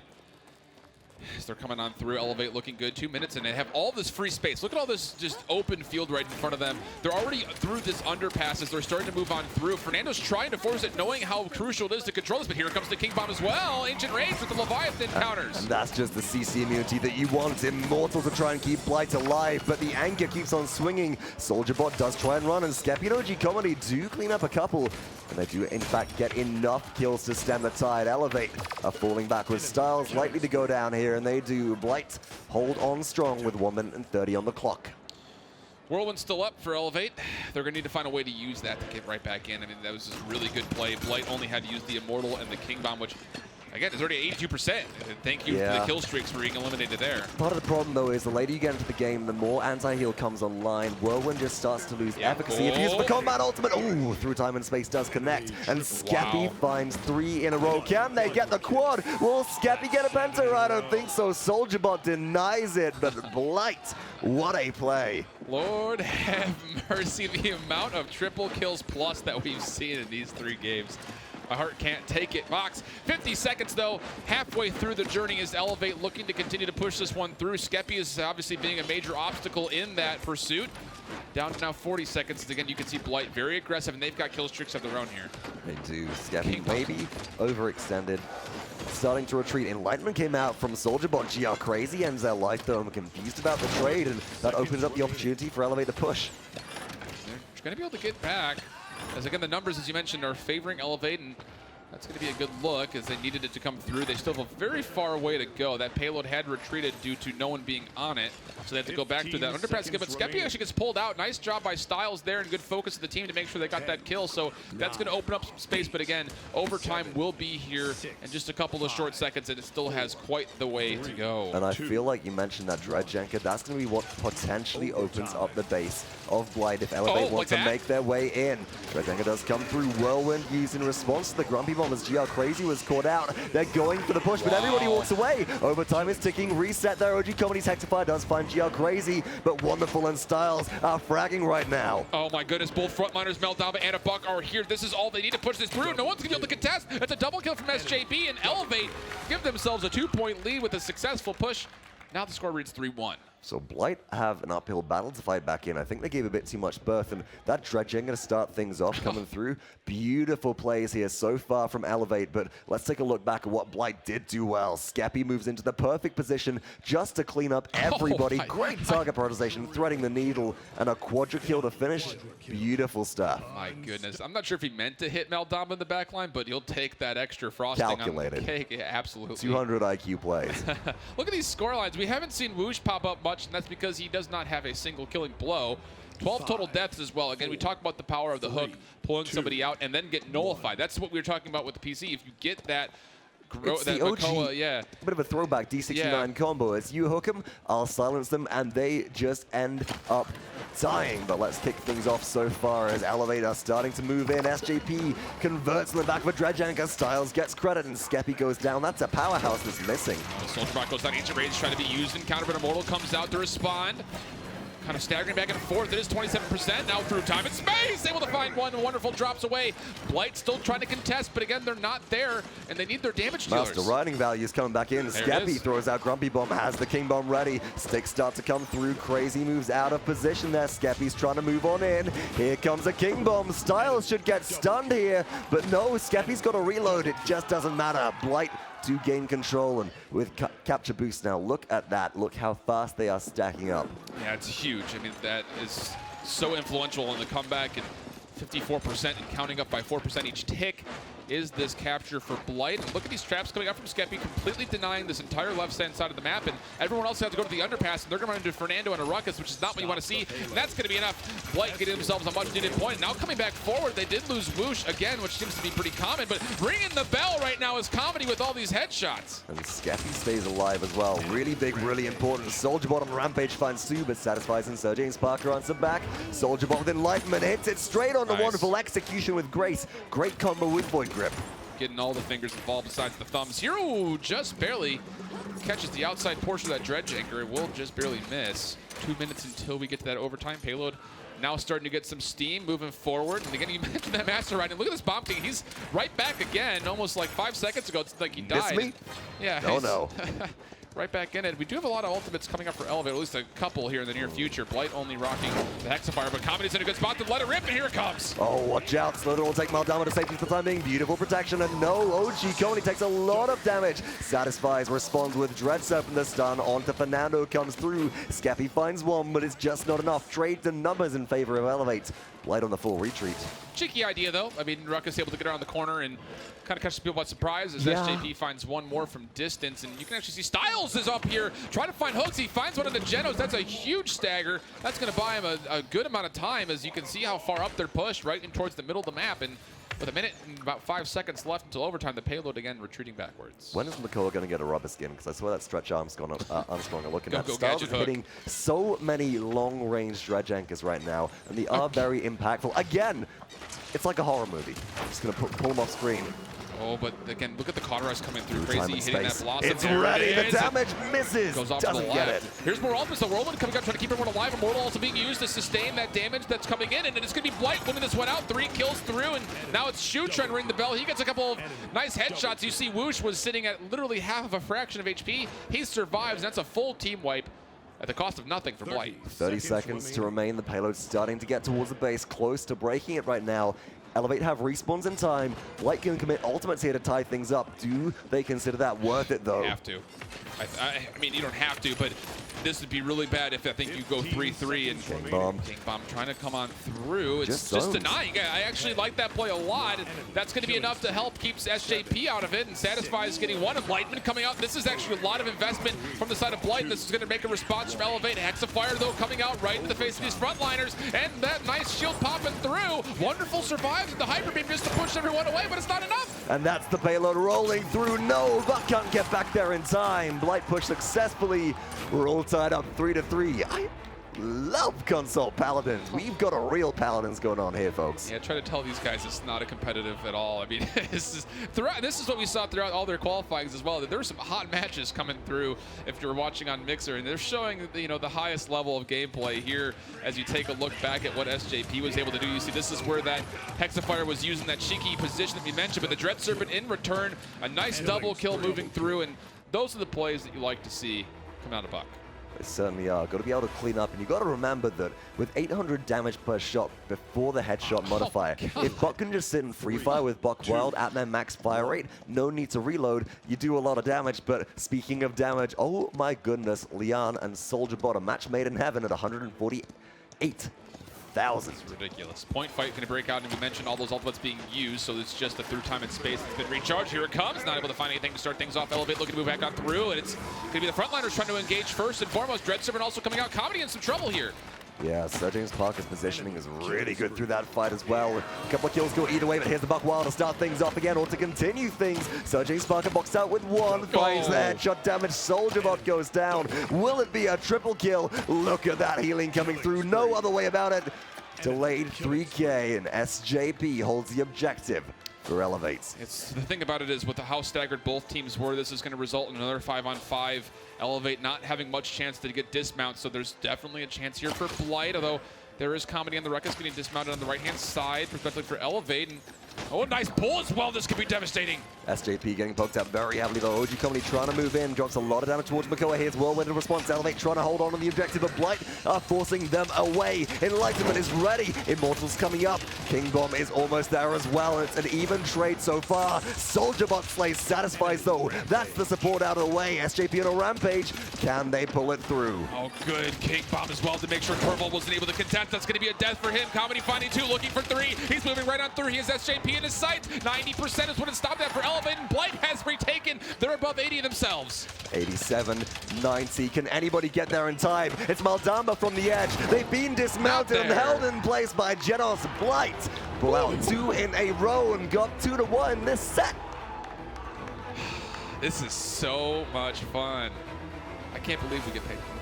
If you can't tell as well, we've got some fantastic players from earlier in the console wars sitting in the front of our audience who are filled with enthusiasm. I hope you all are at home as well, as Blight, their second victory in a row, are looking stronger than ever. This is just is incredible to watch. I mean, we're seeing such high-level gameplay in Paladins as a whole. You know, take away what, you know, medium you're playing the game on. This is just absolutely incredible to see just these two heavyweights, again, knocking at each other. And take a look at these stats. SoldierBot finds himself 48 total kill participation with 165k. No one's even close. That is nutty as well. Shoo as a solo Genos pulling up 147,000 healing as well. Yeah. Really impressive stuff. And you can't not talk about Skeppi, who is just a powerhouse on Bomb King, always being there for the frag potential. This is nuts. I mean, damage Genos. Leon coming out and dealing massive damage. You're seeing all of these different flex picks that we see do well in PC, but they're explosive here on console. Oh my goodness, all the energy that's coming out of this game is just, I think this would probably match everything we've seen up until now in one full set. Oh, I would not doubt about it. I'm feeling electrified here up on the commentary box, stage, Hi-Rez box. Hi-Rez box. Hi-Rez voice crack. I've been a little under the weather, folks. My voice is just about recovering, and I'm probably going to burn it out by the end of this set because I am hyped for this as well, as are a lot of our console players. I think they feel like Elevate might be choking a little bit there. I wonder if Elevate have any answers to that and a response to pull themselves back in. Last 2 games were down to the wire after all. They've all been really close. And again, it's not just the score, it's all of the team fights. I mean, we're seeing things where Elevate starts off a team fight so well, but Blight somehow is able to respond. And it's just, it's hard to pin anything down. It just comes down to the simple fact that these damage dealers are absolutely stealing the show. But on the same point, we're seeing all these max range hooks coming out of xWOOOSH, and we're coming out of StiLes, and great plays coming out of KRAZYy on Grover. I mean, it's just everyone is playing at such a high level. It's hard to find one person in particular to really look at. Well, this is the best of 7 set, folks. With 3 games in, Blight have a 1-game advantage here so far. But this set is far from over, and I'm sure both teams have a lot left in their tanks, and they need to. This is really a marathon. Whilst Blight have been looking strong in the retake, they're expending a lot of energy right now, and as the games go by, if you get more and more tired, that might be affecting you. But map 4 shift, where are we going? Stone Keep. Ooh. Another spot where, again, I love these maps that there are these enclosed areas that these team fights can really go off. And again, you can see the scores here. I mean, it's the first one was a 4-0, sure, but 4-3, 4-3. I mean, these could not be any closer. And I love to see Stone Keep come out because usually we see some pretty tough battles on and around that central capture point. We certainly do, and for those of you watching from this stage right now, for those of you who are rooting for PS4 or Xbox One, depending on where your platform is, that's what they're all fighting for. Center stage today has been our Console Wars trophy, and I'm so excited to see this all go down. It's a really cool trophy. Yes. Being said, it's funny, I was sitting in the audience before and we saw the Console Wars logo pop on. I was like, I don't know what it is about that logo, but I love it. Oh yeah. It's so cool, and to see the trophy kind of mimicking that with the half PS4, half Xbox controller, it's really cool to see, and that's what these players are trying to You mean that one team has to take home the other team's controller? half of it, though. It's that okay. feels a little bit macabre right there. You're taking home like a piece of your enemy. I love it. Very Native American-like. Champion draft is ready though. Blight up 2 games to 1 of Elevate, as we've said. Let's see how the picks and bans go down as to start things off. It's Elevate. Again, they're starting off with the first pick. This is we've seen every single time. Makoa gets banned here away. But again, we're seeing, you know, these different picks come through. There's a lot of options coming out for the side of both teams, really. Now we have Grok coming through. We have Ruckus that can come back out. Again, we've seen Wxnderful play his Grok namesake. is on the board as well. Yeah, remember how that's true impactful too. that was in Jaguar Falls. Yeah, and you know, Grok is still viable here without a doubt, especially, I mean, anything on console when you're dealing with that kind of hit scan, it becomes a top tier pick, and that's what we're going to see first and foremost is the Grok. So it's interesting to see how they were favoring the Ruckus early on in their drafts. You know, in the first couple of games, they're straying away just a little bit, knowing that the influence is actually coming from other sources. And I think it's all about the utility which Grok is providing here, but don't be shocked to see Blight go straight into Genos and a Ruckus as well. I think that's the most likely situation for them, but hey, maybe they got something more Stone Keepy up their sleeves. This is, again, I love the idea of, you know, of how prevalent Genos has been from the damage side of things, to use him as a first pick for Blight because it doesn't show anything. In fact, it actually makes you have to second guess a lot. Shout out to the watching the Toro and Whoosh's desk, by the way. Oh, of course. I mean, obviously not. Ruckus does eventually come out, though, as it was not picked from the side of Blight, but the Fernando Genos pickup really doesn't show much. It could still be a damage Genos. It might just be the solo heal again. Seems to be working either way they play it, as Buck is the 3rd overall selection for Elevate. Goodness me, I'm surprised to see Buck so late in the draft, but Blight are going for the same old strat. It's Genos and Maldamba. Damage Genos likely going to be played by SoldierBot again. They've got the single Fernando as their core so far. Their front line is lacking. Will they leave that last pick open, or will they go for a flex damage here? Good pick. I like the Toro. Yeah, good pick. I mean, that just, again, has more of a, detriment to Buck. He's going to be void gripped. He doesn't have the protective shield. There's a lot of cause for concern if you're jumping in blind. So Buck's going to have to play a little bit more cautiously unless he gets good information from his teammates as far as where to go. Elevate to respond then. So far, lacking in area damage. The spread from shock balls is good, but will it stack up? Leon has been selected. Ceres combo likely coming through, as that is the last top tier support, but it's only Ruckus. I mean, that's the trouble here, is you're either going to do a solo Ruckus as your frontliner, or you're going to do a solo Grok as your healer. They're opting for the latter, as it will be the Grok sitting up front with Ruckus and an arm. But here's the thing, we said, Totemic Ward has been great. Right. And you're looking at a Maldamba Torvald that can be affected by that pretty quickly on, and it actually deters a couple of other choices, like, for instance, a Bomb King potentially for Blight. And the great thing as well about a solo Grok support, and the great thing about Paladins, is you can have a loadout for having sort of super good uptime for Totemic Ward, just for CC immunity, or you can up for some healing throughput if you'd like to, but Blight say they want the Bomb King again. Skeppi's going to be back on the Demolitions Expert.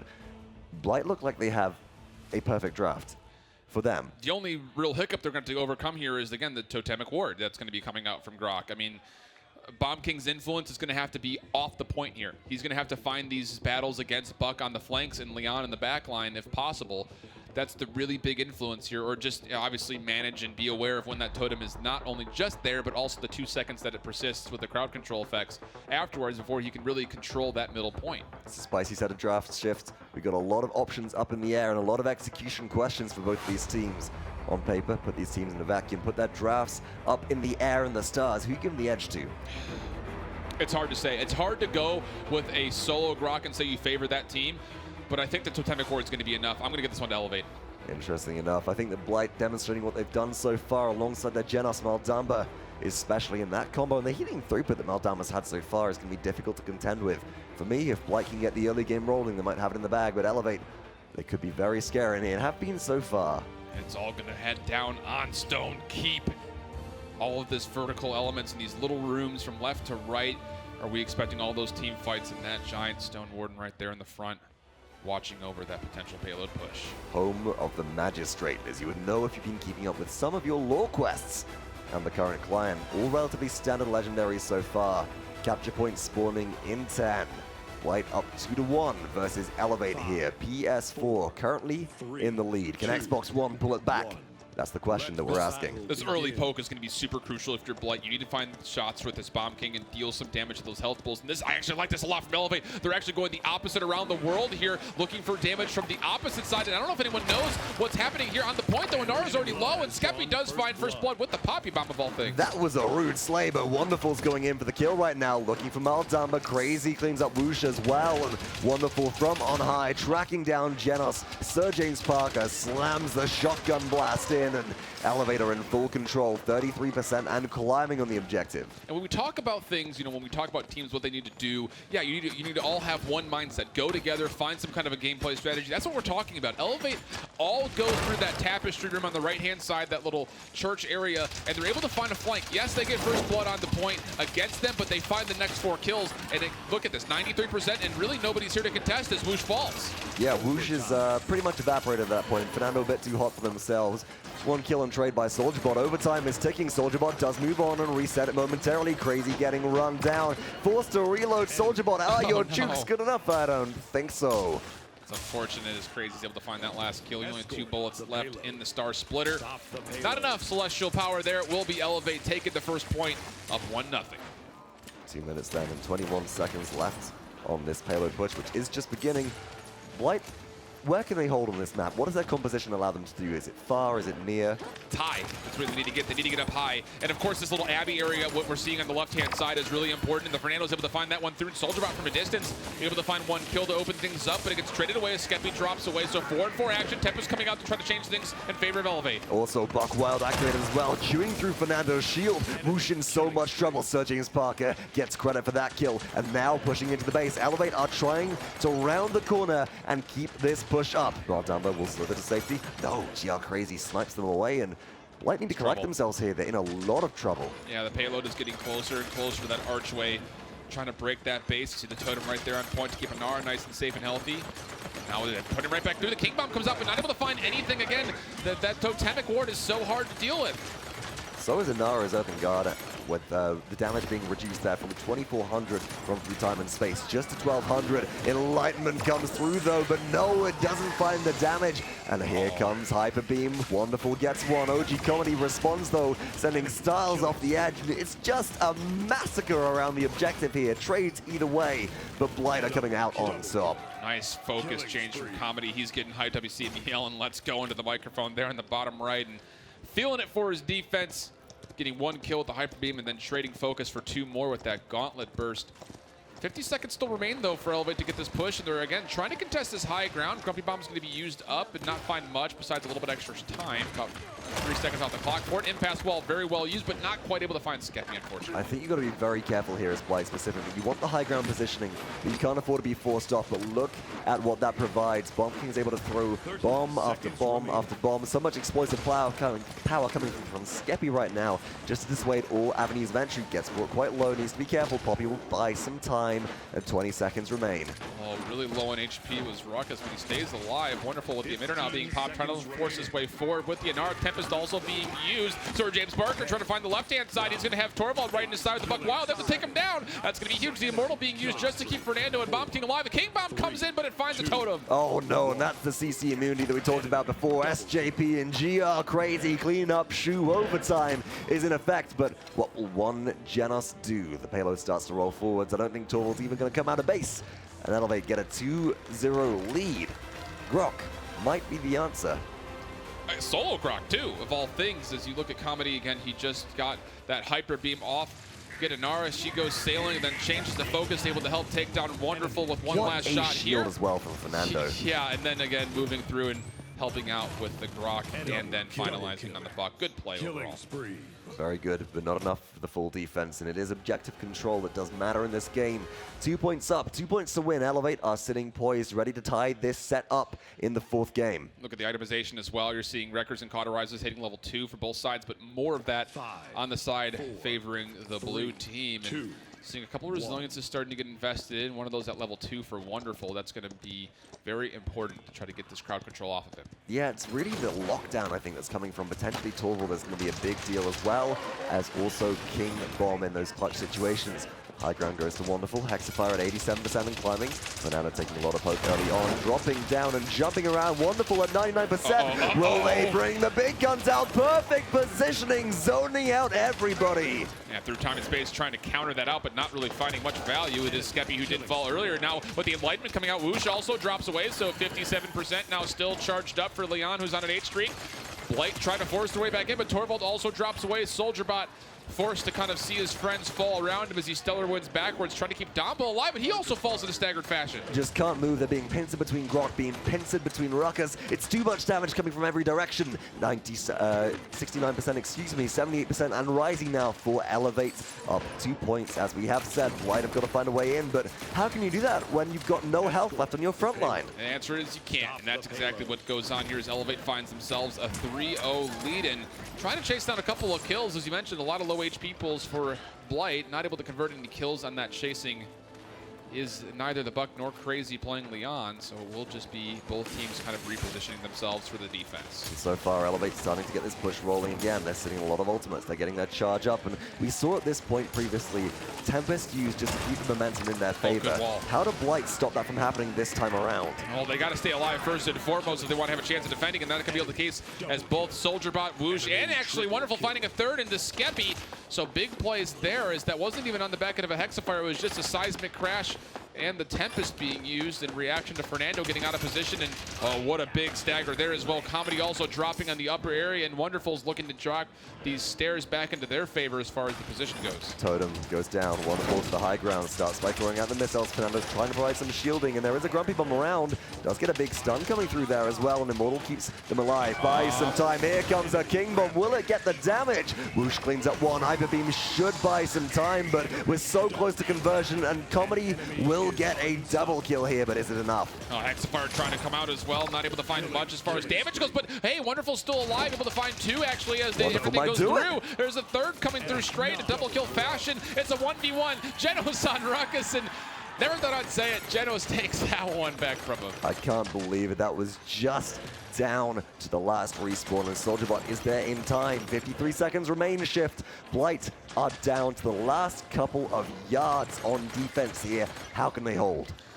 They're going to need to find some clutch play from somewhere. I mean, they're the victims of these first bloods in these fights every single time. But now actually changing the way StiLes actually goes down. So Noah Nara here for the offensive power. But SirJamesParker has got himself an angle on the left-hand side. But he gets taken down by Comedy. SoldierBot again having some great focus. And he might not even have to use his ultimate. They need to find Wxnderful though, who again on this Ruckus can be so slippery.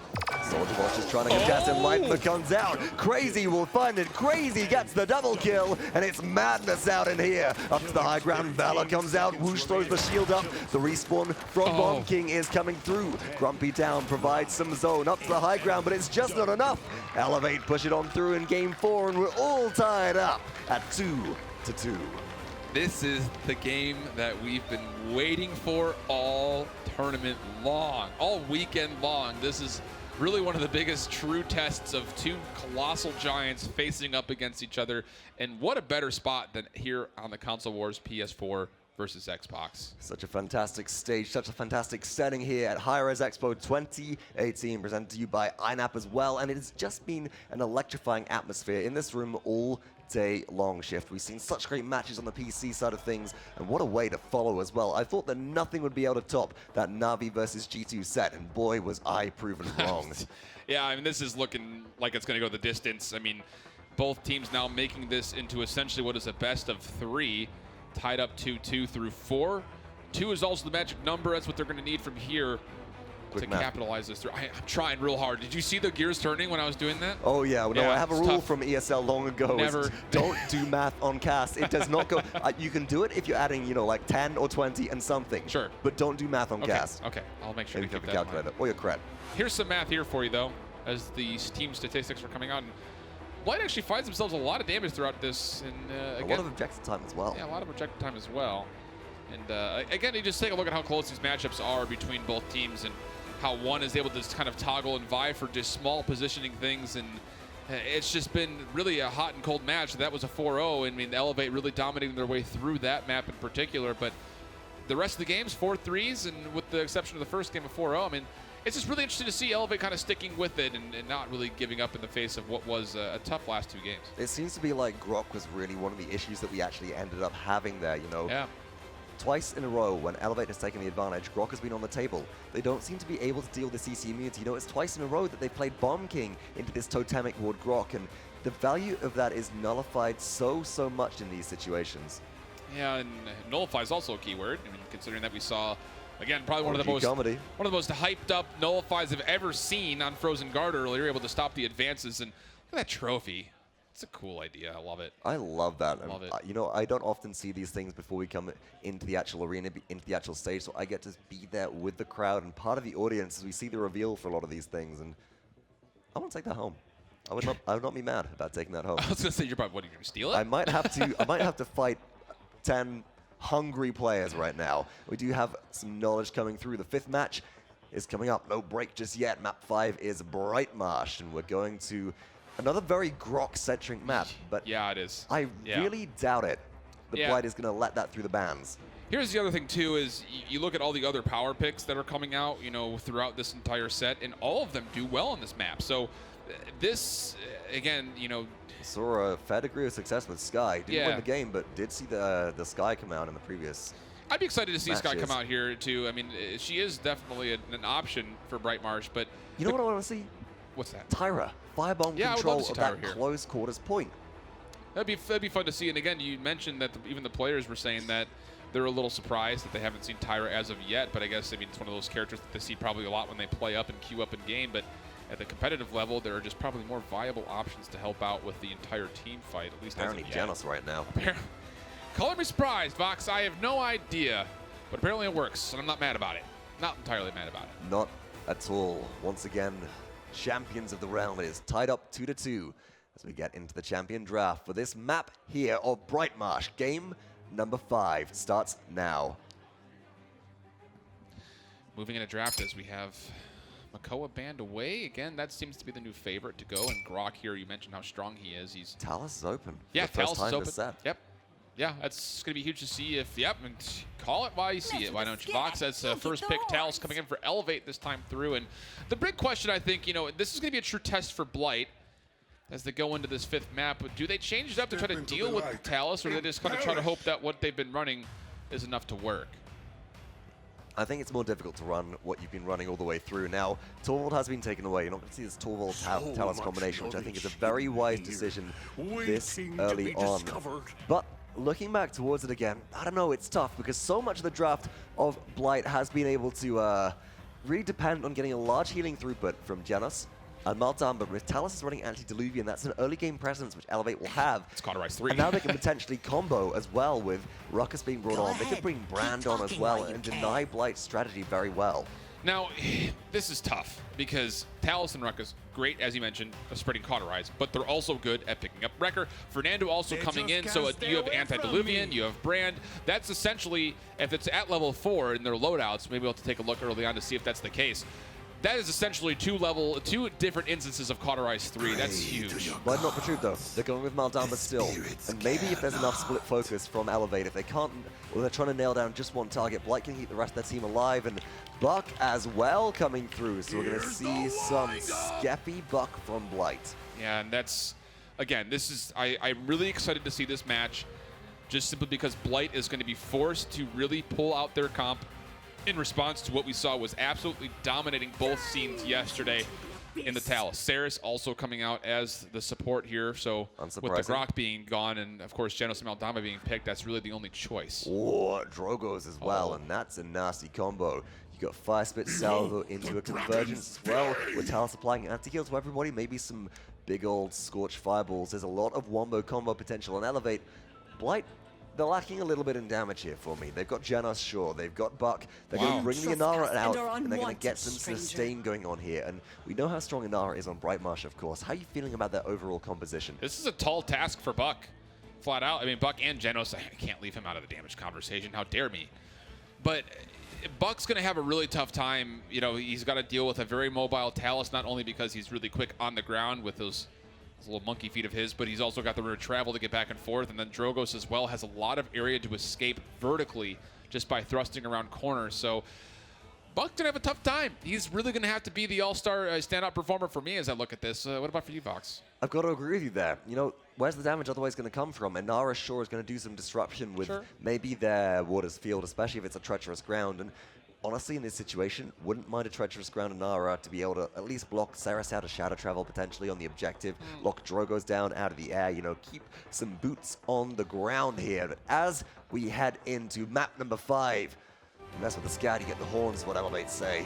We'll have to see if they do come out on top, or if Blight will be able to take an advantage in this best of 7, reduced just down to 3 games. This is just as good as it gets for the first trophy to be handed out here at HRX, and you can see the legendaries coming through and Combustible coming out. So looking for that aerial denial, and it will actually just be the Mother's Grace for Inara. So not quite taking those tips from what you had to say there, Vox, but it's probably only the one time you've not predicted something tonight. Well, I suppose Mother's Grace with the healing throughput from double support into maybe Antediluvian is very valuable, but watch out, here comes our big flank out of Talus. First blood goes to Skeppi though, Blight pull out ahead, Maldamba very, very low, gotta be careful of that, but Skeppi has found a double kill, but Nando Whoosh gets the slay there, and KRAZYy, hello, deleted? Wow, my goodness. Elevate tries to pull the cheeky flank. Blight sniffs it out, and Skeppi comes out big like he needed to. Skeppi just goes round behind. It's like, you go one way, I'll go the same way, but faster and with a shotgun. Yeah, that's sounds good to me. Sign me up. 69% for Blight as it continues to count up to now above 70, and Elevate's gonna have to commit to this, but look at How all did this. Whoosh survive there? I'm not 100% sure Must how have been a Whoosh good survived. He's pass. still getting chased out, but Mother's Grace keeping him sustainable. Fernando's gonna be able to touch though. Oh, the SoldierBot nullify. finds one. Doesn't get it. Skeppi has got a couple of kills, jumps in, looks for the Skydron in the back line here, and gets the punch on through, forcing out Saris as well. Blight get the objective capture. Oh my goodness, this team is on fire. Again, every time I see Skeppi play Buck, anytime I see a Buck come out against this roster, you tend to say, well, it's going to be tough. But not when Skeppi's playing him. 8 streak already, just 2 minutes in, and already has a Buck Wild ready to go. If he does find an angle to use it, you can see both of his frontliners are pushing the left-hand side, so he's going to be looking for something to convert on as soon as they give him the go. This is going to be interesting to see how Elevate responds to this. This is free push all the way through so far. Yeah, it's a long way of push, but Elevate do still have some environmental cover around this very corner that we're seeing OG Comedy try and lock off where they can hold for a while. SoldierBot finds KRAZYy though to start things off in the push. No response yet from Elevate, and they're not finding the kills. Buck Wild activated Immortal though comes through from Elevate, trying to keep everybody alive. Whoosh does get away there for the time being, and Satisfies though might not be the same old story. Gets the shadow travel, but Skeppi finds one. Skeppi's looking for it, gets the double kill, almost the triple, and does find it in the end. Baby. Call this Buck a vacuum cleaner. It is the cleanup machine out here, and Blight come out on top. Oh my God, this is just so much fun to watch. Broken A minute and vacuum. 18 They've seconds. The definitely payload's don't right suck. here though, Fox. This is interesting. They got to use something to get back onto point. Convergence being used. We'll suck in a couple with the Hexafire also coming out. Wonderful finds 2 to the defense. Make it 3. Wonderful gets the triple as you said, and Satisfies keeps them all topped up. 1 minute and 4 seconds remain, and Blight are so close to conversion, but Elevate holding on. That was the thinnest of lines when it came to that push possibly going through for Blight, and Elevate with a really clutch convergence and Hexafire combo. It was not in their favor for numbers, but it was just such a good play, and was able to convert now. Wonderful duking it out with Whoosh. Former teammates kind of finding each other here. I'm trying to find one off. It will actually get the kill on SirJamesParker, so numbers now for Blight, trying to finish this one through. Potentially coming through as well. SoldierBot and Skeppi find kills of their own. Wonderful tries to track down Inara, but Wonderful's got a contest and isn't in the right position. Like at the conversion, it's 2-0 in favor of the team in red. Ruckus ringing the bell. Here it comes. Dinner is served. Big triple kill coming through. Able to help find out with all 5 kills. And just past that, you heard him hitting all those headshots. And hearing that triangle in the ears right now is Elevate. As we get through into the next round, let's take a look at the KDAs. Skeppi is the only player that I care about right now on that stat line. 11, 1, and 7 shift. What's going on here? What is it going on right now for Skeppi? I mean, he's doing everything, and this is exactly what they needed to see was this Buck to set off. He's one of their only real main damage dealers. Of course, SoldierBot's going to subsidize that. Look at this. He's not even going into Chronos. He's not healing at all. He's taking Cauterize too as the Genos of all things. So just goes to show how much aggression SoldierBot's putting in to the Ascended. In fact, I think that SoldierBot probably would be buying aggression if that was still in the game at this point.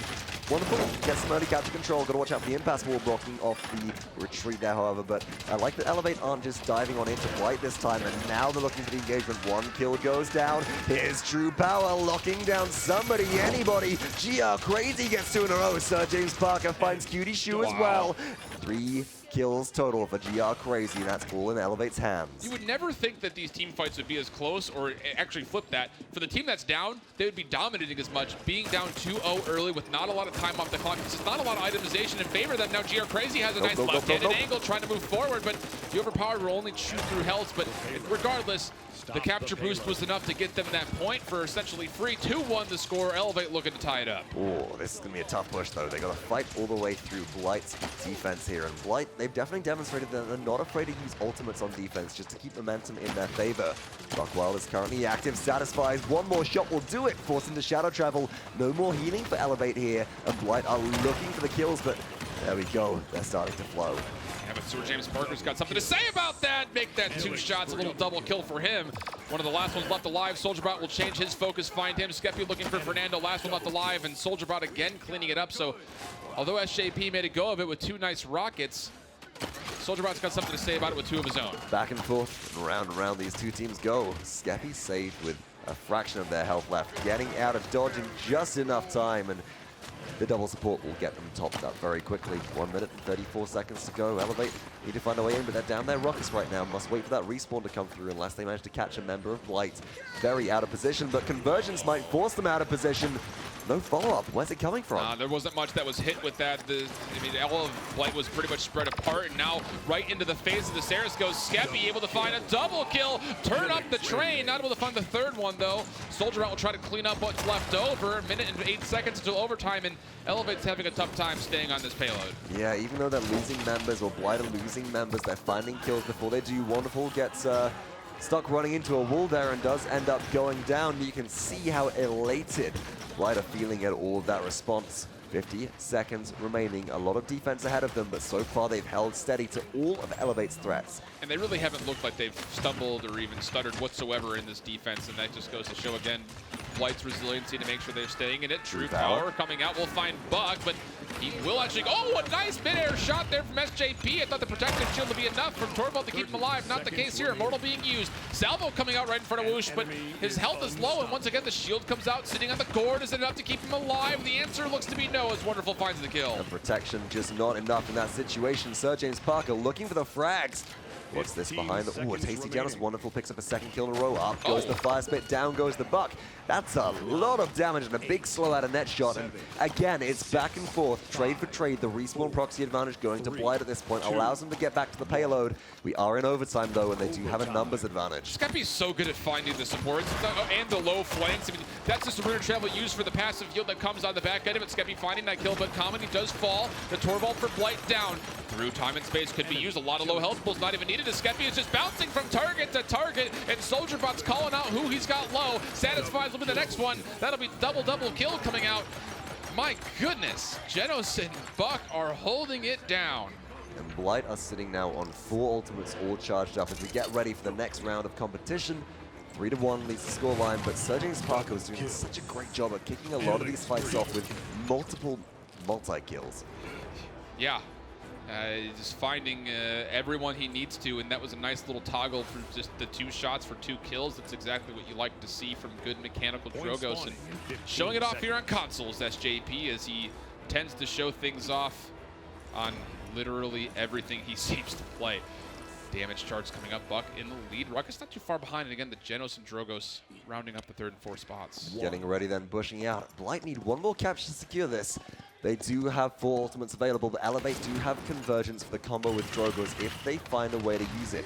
Straight to the deck they go. Inara's locked out. Here comes Dragon Punch, channeled and ready. Trying to find the Genos, loops around them. Can't quite close the gap. Oh, Whoosh goes down, but was it too late? It's a 2-for-2 trade, 3-on-3 action. Hexafire right in the face. Wxnderful's going to swing this in favor of Elevate with 2 kills. Make that 3 kills for him. That's the missiles around the corner. You can't underestimate the splash damage that does come out of Hexafire as well. Not just direct, there's some AoE in there, and that with the capture boost combined allows Elevate a nice and easy flow through. 2-3, they're on their way back into this game. They need to find a way to be a little more successful on the push, though. I mean, that last one did not look so great. Again, this Blight able to just completely still match up. It's coming down to these small moments in these team fights. Good combustible there, and the Torvald will take away his shield. And Nara and Bunker in the back line, I don't think Elevate saw this one coming, and now they're in a little bit of trouble. Look how staggered they are, and they might get picked apart here. They're at least forced to run away for the moment, but see, SJP will leave them with a parting gift with that combustible fire spin. Yeah, one was trying to move in. Was that a conversion? We just saw Satisfied finds a double kill off the back of it, refills 20% of their ultimate charge. The payload starts moving again. It's already surpassing where it had done previously, and Blight haven't found a way to stabilize just yet. If Elevate are able to tie this up, we're going to another 3-3. This is looking really solid, though, as far as the offense setting things up. Again, not a lot for ultimates at the moment. Immortal soon around the corner. True power could be used at any given moment, but Blight has been sticking with their teammates so well. It's hard to find anyone who's out. We haven't seen the true power come through all that often as far as finding an actual kill. SoldierBot getting a little too aggressive here. A mistake made by Blight. That might open the door for Elevate. Potentially so. Elevate trying to convert on the back of that, but Whoosh is holding down the front line, preventing that objective from being pushed any further. And oh my goodness, Skeppi survives momentarily with a great protection bubble from Torvald. Whoosh is out of in a little bit of danger now, but does manage to get to safety. Martin will heal them up very quickly. Weapon inspect comes through as well, and I think all of Blight are feeling comfortable at this point. Sometimes you just have to refamiliarize yourself with what you're shooting at people. And oh, this is what it does? What's this kind of stick thing with the stone or ice?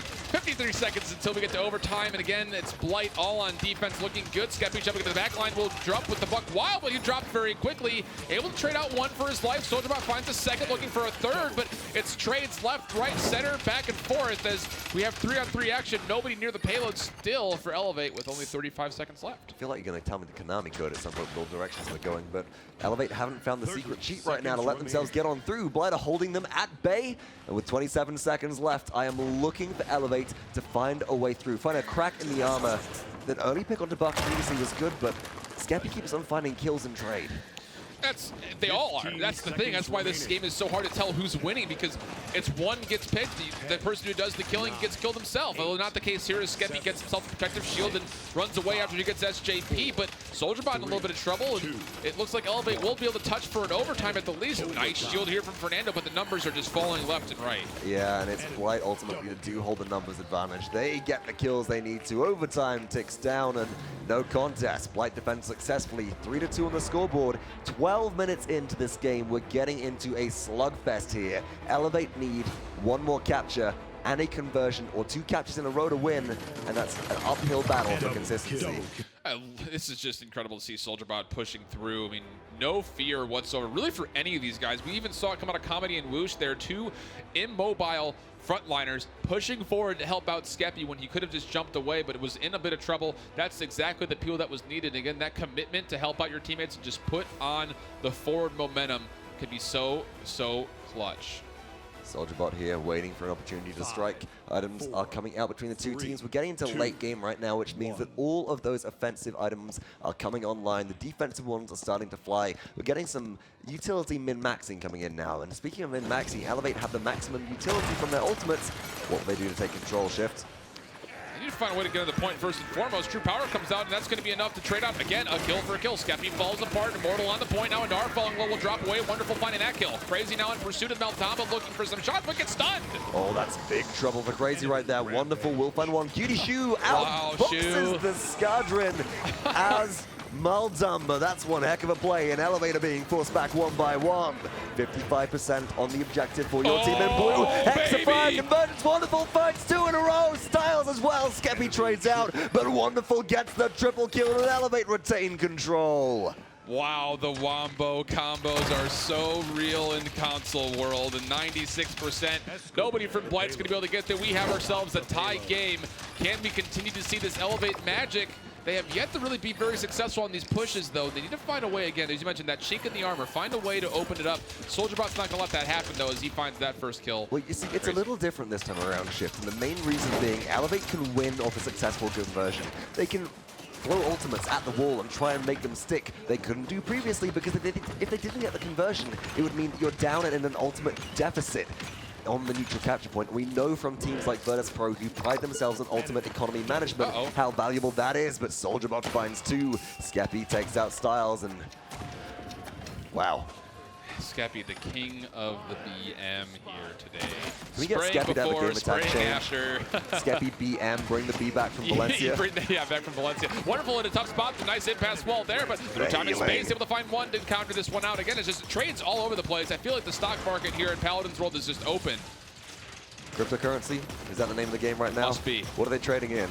What the Paladins cryptocurrency be? I guess crystals. I'm so original. Minute 20 seconds seen that one until coming. overtime. Payload not even getting touched again at the moment. It's starting to retreat forward, further and further backwards. And here comes another convergence out. It will connect on to 2, but the resilience is coming into apply here. SSatisfies finds OG Comedy. SSatisfies finds a double kill there. Shoo cleans up SirJamesParker. Skeppi's about to go down. This is a big opening for Elevate. They've got 60 seconds. They've got to make this distance count with some zoning as the payload's barely started to move. Not even to where they had previously pushed it, as it takes its first turn in this snaky-esque kind of road that this Bright Marsh provides our players to push down. 43 seconds to go the rest of the distance. Now just coming over the halfway mark. Fernando's sitting with the front line. This is a good start already once again, but we've said that time and time again. And things don't seem to be going Elevate's way this part of the map, but here is a kill. Skeppi's going to fall early. Big positioning from Wxnderful, bigger Hexify from Wxnderful, but bigger damage from the rest of the team. SirJamesParker makes up a little bit of the deficit though, up into the air with 289 health remaining. Can they survive? No! Whoosh! Locks them down with the Stone Spear, and that will be all she wrote for Elevate's push so far. 16 seconds on the clock. A lot of ultimates used right there. I mean, two big ultimates that were pulled out. I mean, the Hexafire coming out, the Dragon Punch coming out. Saris doesn't have yet Convergence, but as this countdown goes through and SoldierBot finds himself not one, but it looks like 2 more kills, make it possibly almost a third. But regardless, you're looking at Blight has all 5 ultimates. Elevate only has 3, and 2 of the biggest ones to help turn a team fight, the Dragon Punch and the Hexafire, are barely over 20%. Sitting here in the replay then, this is SoldierBot looking just with all of those shots. Dragon Punch comes in, and that is beautiful timing there with the through time and space. Executed so well to knock the dragon out of the skies. There's not going to be a dragon in the skies really to worry about, at least not for the one-hit KO as they go forward, and that makes me a little nervous here. Boys of Elevate, Blight having all 5 ultimates as we're going to get back into this one, and again, it just comes down to, can Blight actually make them count? They've used a couple of great ultimates in the past, but not been able to get through. 28. Jesus. I'm sorry, hello? Oh my God. Blight putting all their frag eggs into one basket here. The assist coming through. This is a slap fight. Got production in our ear asking if this is team deathmatch, and we made the joke of that yesterday and saying it's not in the game yet, but it looks like it is. KRAZYy though kicks things off. Here comes True Power. Will Talus get a kill out of it? Hyper Beam comes through. Convergence interrupts it though. Oh no, this is a disaster. Elevate coming out on top with a few big kills. And it's all blue on the scoreboard so far. Go deep. Blight is throwing all these ultimates away at the moment. 3-3, Elevate up to 45%, counting up. Blight do have a couple of ults to come back into this. A seismic crash could be the start of a little disruption needed. Buck Wild being used on the right-hand side. They need to find a kill, and nice retreat, nice impasse wall, and they're able to just split apart from that through space and time. Seismic crash is going to come out, but it's only going to be a mild inconvenience with the resilience at level 3. Oh no, and Whoosh gets chewed through. That's such a big bastion of mainstay support on the side of Blight that has gone down. They put Torvald on there instead. SoldierBot is rotating around. SirJamesParker throws out a salvo, but Skeppi's starting to frag. Will they have the damage? Wxnderful gets one. Wxnderful's trying to keep the team dream alive for Elevate. There's so much damage coming through, but it's SoldierBot, it's Skeppi, it's the duo with the slash lines coming out on top, and at 99% overtime, Elevate have met their match. They're staggered. That's the bad news. 72% for Blight, and SoldierBot's going to get aggressive, trying to get the dismounts. It looks like they may have just gotten enough. The advanced charges are there, but Fernando's on point. He doesn't have an Immortal, though. Can his teammates get there? Beautiful impasse goes up, and StiLes goes down. Here comes Convergence, so oh my God, Elevate are doing it. Wxnderful with the Hexafire. Can they find the damage? 1, 2 kills go the way of your team in blue. Wxnderful is staying alive. Whoosh trying to sustain, but it just doesn't matter. Elevate, they turn it all around. 99 to 99%. And Elevate, they get the capture. What a game. Oh my.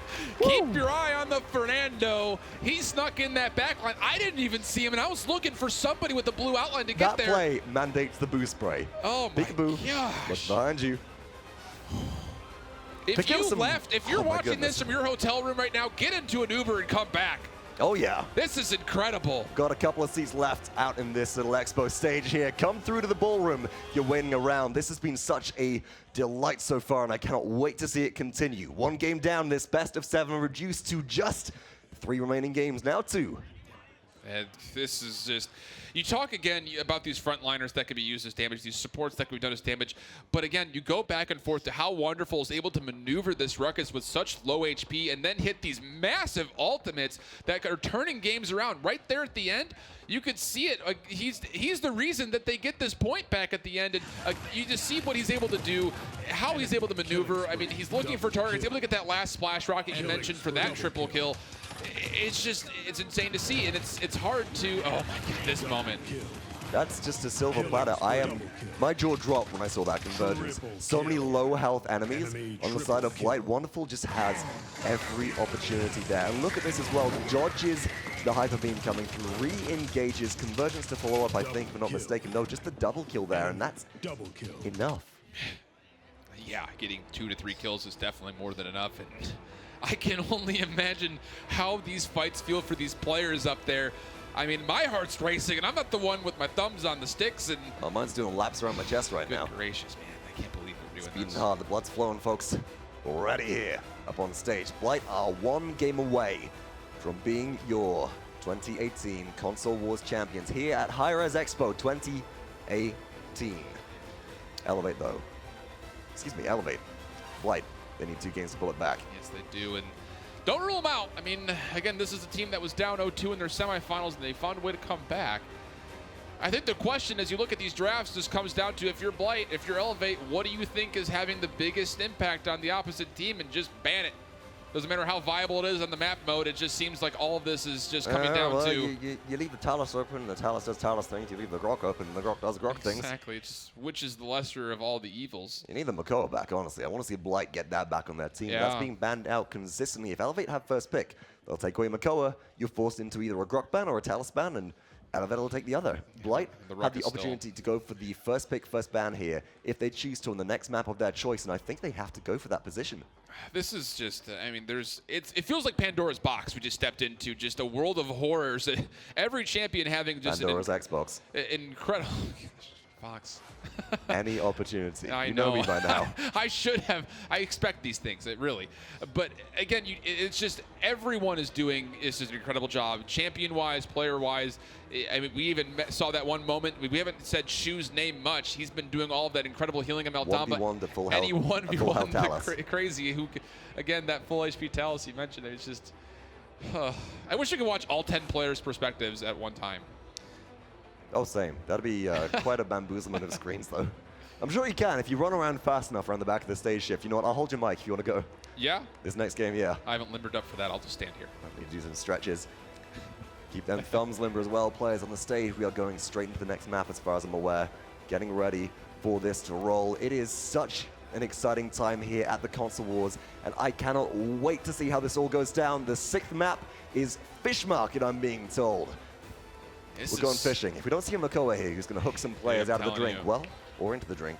Whoosh with that fly fishing mechanic he had early on. Man, this matchup, I'm looking across. When are we getting a fish championship? Soon. Soon? I don't know that for sure. Okay. We'll talk to Thomas.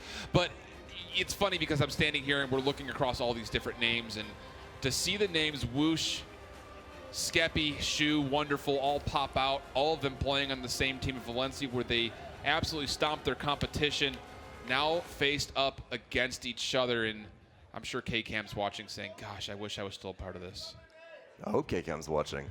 Got to get that representation going on. All Got to 5 be cheering for your teams. That Strictly Business Xbox team. Wow. They're so good at Valencia, and now kind of battling up against one another, and a couple of, again, big names coming up in the scene. You could definitely tell, and people like StiLes with these frontline plays. SJP has been all over the place. sSatisfies with incredible Saris gameplay. Elevate, as we get into draft, though, we'll have the first selection for picks and bans here on Fish Markets. What do you like in here? Oh, it's Elevate again. This has got to be the Makoa ban. Leave it open, pick Talus or Grok.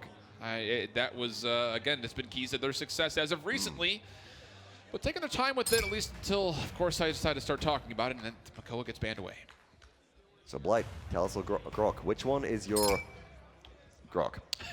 Can we just start saying words and Elevate it? We'll just... Talus. Talus. Nope, just kidding. It's going to be Ruckus. It's funny, though. You were saying Talus. I was like, Talus on this map, though, does not have the same versatility that a Ruckus does. I got to agree with you. There's this split little verticality. It's only one level up as opposed to some maps which have 2 or 3 a la Timbermill, but you can't go up with Blitz Upper, despite its name, which is rather contradictory. So Ruckus has an advantage here. Yeah, and the aerial assault we've seen, again, Wxnderful being able to use to close the gaps and chase and also retreat. Blitz Crosser. Genos Torvald coming out, though, for Blight to set things up. Again, the 6th man will come off the bench here, and that Water Abroad will be a definitely dangerous hazard as Torvald gets that gauntlet revving up for hyper beams. Buck dropped in for Elevate then. Taking that away from Skeppi is a wise choice. Yeah. Even though Blight lost the previous game on Bright Marsh, I mean, Skeppi was doing In this game, work you win with the or you unyielding. die. Love There the is no Leanne middle choice here, ground. just because there's so many long lines of sight, and gosh, how could you turn her down? I mean, the damage that was put out when we saw them use it on Frozen Guard was incredible, and that Talus does come out, and I guess at a certain point in the draft you say, all right, Talus is just really good. Yeah, and I think this Leanne pick as well, this is Elevate daring Blight saying, take Maldamba. Oh, we don't need it. We want the Saris. We want the setup. And so Blight elect to go for Fernando. Double anti-heal potentially in the loadout. If that's what Blight elect to do, Elevate to respond with Inara here. I will fight to protect the Ceres. sanctity Likely a of the Ceres. realm. It's got to be a Ceres. The I mean, combo potential and the healing throughput is too strong. Think about this early game. I mean, it's not just now. It's But Maldamba is open. I guess, okay, so here's what they're probably thinking when it comes to choosing between the Dama and the Ceres. Yeah, your convergence has given you a lot of success, but of course the resilience is going to come out in mass anyways. So let's just use the Inara Seismic Crash to counter it up with a Leon Enlightenment or a Ruck Assault. And the Dama Ultimate also serves a similar purpose. It's just not as convenient. It's not that silver platter that you were talking about before. And you've got to think about this map of Fish Market with sort of your very open staging area objective where everybody will be funneling damage down to. If you've got the Mending Spirits of Maldamba with Spirits chosen, you're able to pump out a lot of healing throughput onto Inara. You're going to have just more sustain, more stick on that objective for Elevate. And up 3 games to 2, 1 game away from being your console wars champions. This is exactly what they might need. Bombking coming out as the last overall pick. Bomb and, King. you know, as I'm retrospectively looking back to our conversation about Maldamba or Ceres, you know, actually this could also be a thought process from Elevate. Let's take the Damba away so it actually forces the Genos to be the solo heal. That could be a strategy there. And regardless of the case, I'm sure Blight's fine with either. At this point, I've got to agree. I don't think that anybody will be struggling too much. Bomb King then will be providing some disruption. Will it be enough to counterplay the Buck? Will it be enough to lock down the Liana and match their damage output? We've certainly seen Skeppi do a good job with them so far. An excellent job, in fact. Yeah, Will it be enough? Good job is like saying good dog. That's more than that. It's Good great. job, Skeppi. Good job, Skeppi. I'm sure he appreciates that. No, seriously, is that the earlier Quadra kill and Frozen Guard as well? Skeppi does work with this champion. He absolutely does. But is it what they need? It's a good map for him, too. I mean, all things said, Bomb King's great from the high ground. There's plenty of it. And there's really no sparing it here on Fish Market as we start to bring in the beat and take a look around as far as where all these different rafters and ramparts are and where we'll be taking game number 6. It all comes down to this, folks. Do Blight have one more map in them, or will Elevate make their last stand and close things out? As we look at our legendary selections here, again, nothing out of the ordinary. Alacrity Lian does come through, Mother's Grace Inara. As you would expect, Field Study, Torvald are all on the docket today. We start off on our neutral capture point adventure, following along with SirJamesParker. Crocs on feet.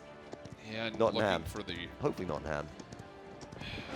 This is interesting. Blight actually taking this market side by storm. Fernando able to put up a nice shield. Though it does fall very quickly, but Inara was caught out. I think she wasn't really expecting all this to happen so soon, and the help just wasn't there in time. Skeppi finds another kill and moves right on in with the protective shield. KRAZYy will drop. What aggression.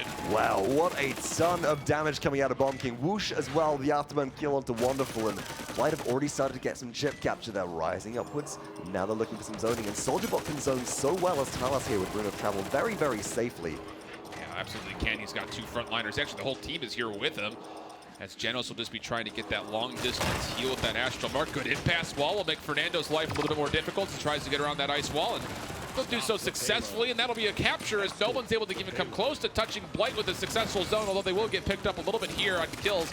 Regardless, the 1 point is what matters. Yeah, exactly. It doesn't matter if Blight fall in this situation. They can just throw their lives away because they've got the neutral capture point. And honestly, with 300 credits in hand, if they got enough early kills, especially if Bomb King did, for example, with Skeppi, they might have enough credits to pick up a mid-round buy. A Cauterize 2 or a Wrecker 2 this early into the game can cause a really impactful difference in shift in control. And they still have a lot of time. 2 minutes to come on back, but this is going to be the hard part. How do you get Wxnderful off the high ground? Fernando's going to try to push forward with his shield and use those crates and boxes to his advantage. Take a couple of poke shots there from Skeppi as well, and the Bomb King will actually get him down to the low ground, and taking the high ground themselves now is Blight.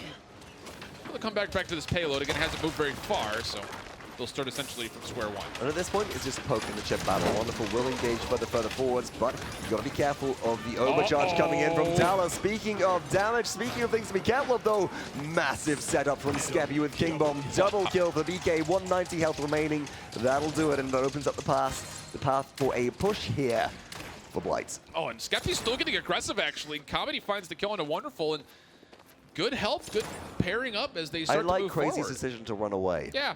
Sometimes to live, you have to run away. Is that a phrase, line? It's a Pirates of the Caribbean reference. Okay. Yeah. Oh. Yeah, you're right. Yeah. We do Run, movies. Forrest. Okay. 55 seconds till overtime. Halfway through the payload. At the hardest point, though, is SoldierBot able to find Wxnderful again, who's not been as elusive as he normally is, and Buck Wild's used, but he's not able to find many angles, so not a lot of damage found. No, not really. SirJamesParker does have the opportunity to go in, but no, that's an Immortal coming through Fernando through time and space. Not going to find anybody. Skeppi picks up sSatisfies, however. Damage keeps on slugging in from Buck. They should be able to pick up. No, the reloads keep on coming through. Whoosh gets out alive. Oh my goodness. Blight can maybe push this through if they can just shut down Wxnderful here. It looked like SJP hit the recovery thinking that he had the card in his loadout that gave him ammo back, and it didn't. So he missed the kill there, ends up getting it later. Just a little bit of an extra time gained, I suppose, for the slight misplay, but And you 10 would seconds. expect a defense at this point with Yeah, Whoosh you being would. so low health. There's Yeah. the stagger coming through. Blight down a front line and maybe a little bit of chip poke towards the end, just trying to get some ultimate charge up, but I don't expect this to be an overtime contention. Nope, and it won't actually happen. Looked like Torvald was trying to ride his way forward into victory. Not able to find it. So 1-1 goes to score, and that man right there setting things literally, well, not literally aflame, but exploding everything he sees with these sticky bombs. He's been absolutely incredible. They certainly have. Going back in, this is the play that started off a lot of that push when it could barely make it out of base. Straight up detonation just onto multiple opponents. There's not really much you can do to prepare from that when a giant bomb comes flying out of the sky. Especially if it lands on your head like it did just there. Oh, where'd he go? Oh, whoops. Really good aggressive play, and that's, again, you see really good Bomb King players able to turn it on and get that movement and use that Poppy Bomb aggressively, not only when you have your King Bomb there, but also to chase down kills. And Skeppi is showcasing that here as he tries to become one of the Sultans of the Sticks in this Council Wars final. You give it as good as you get it, Shift. Sometimes you leave me speechless. Skeppi, though, is setting up Grumpy Bomb just to provide some zone of preventive. No, for getting over to the objective for free. Mother's Grace, though, has been activated. The Earthen Guard is there. She's taking not much damage at all. Watch out for Hexfire, though. Wxnderful is engaging onto a grand total of nobody so far. Yeah, they're able to find Whoosh, throw such value for the side of Elevate, and they'll get some point control. They're still actually flanking here, so you got to be careful. If you're Blight, you don't want to get caught out and get staggered, especially at this point, and looks like everyone will be able to escape with their lives for now. 33% counting up, and now with full 5, Blight will re-engage, trying to go to the market side. Bulk up, able to keep Buck alive, although he was dangerously low. You want to see a pincer flank come out now, but no, the Squadron tries to stop that from happening. SoldierBot engages, goes down a Buck. Here comes the King Bomb as well. Wxnderful, very, very low, does get chewed through by OG Code in the end, and Hyper Beam will throw enemies away at this point. This is a really good opportunity for Blight to take the objective back, but SirJamesParker says no. OG Comedy found 2, but will it be enough? I don't think so. Well, Jan able to find 1 before she dies. Oh, the Immortal. Being... That was enough. Just to keep the team alive. And there's nobody there, though. 72%. I think that was activated just to prevent Buck from picking up an extra kill at the end of that. It keeps Blight a little less staggered than they might otherwise be at this point. 57%, and actually nobody from the red team standing on point. Shoo falling back saying, Fernando, I'll let you take this one. It's getting a little hot in here. Gotta get those crocs on the objective, Shift. Gotta get him.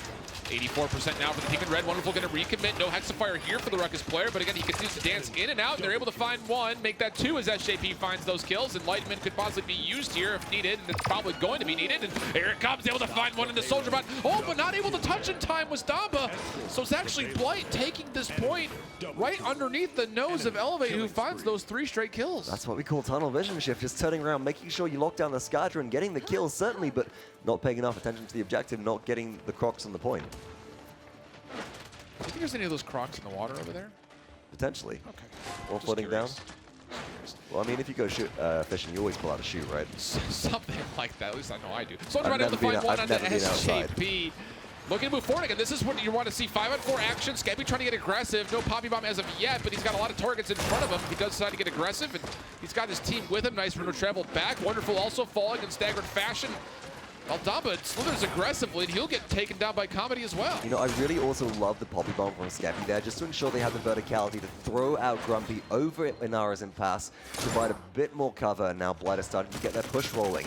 It's still a long way to go, and Fish Market is certainly an easier map to defend on due to this natural cover on the corner, but Blight aren't letting Elevate stack up a natural defense here. They might have to even use ultimates to try and retake this ground. This would be a good time to use it.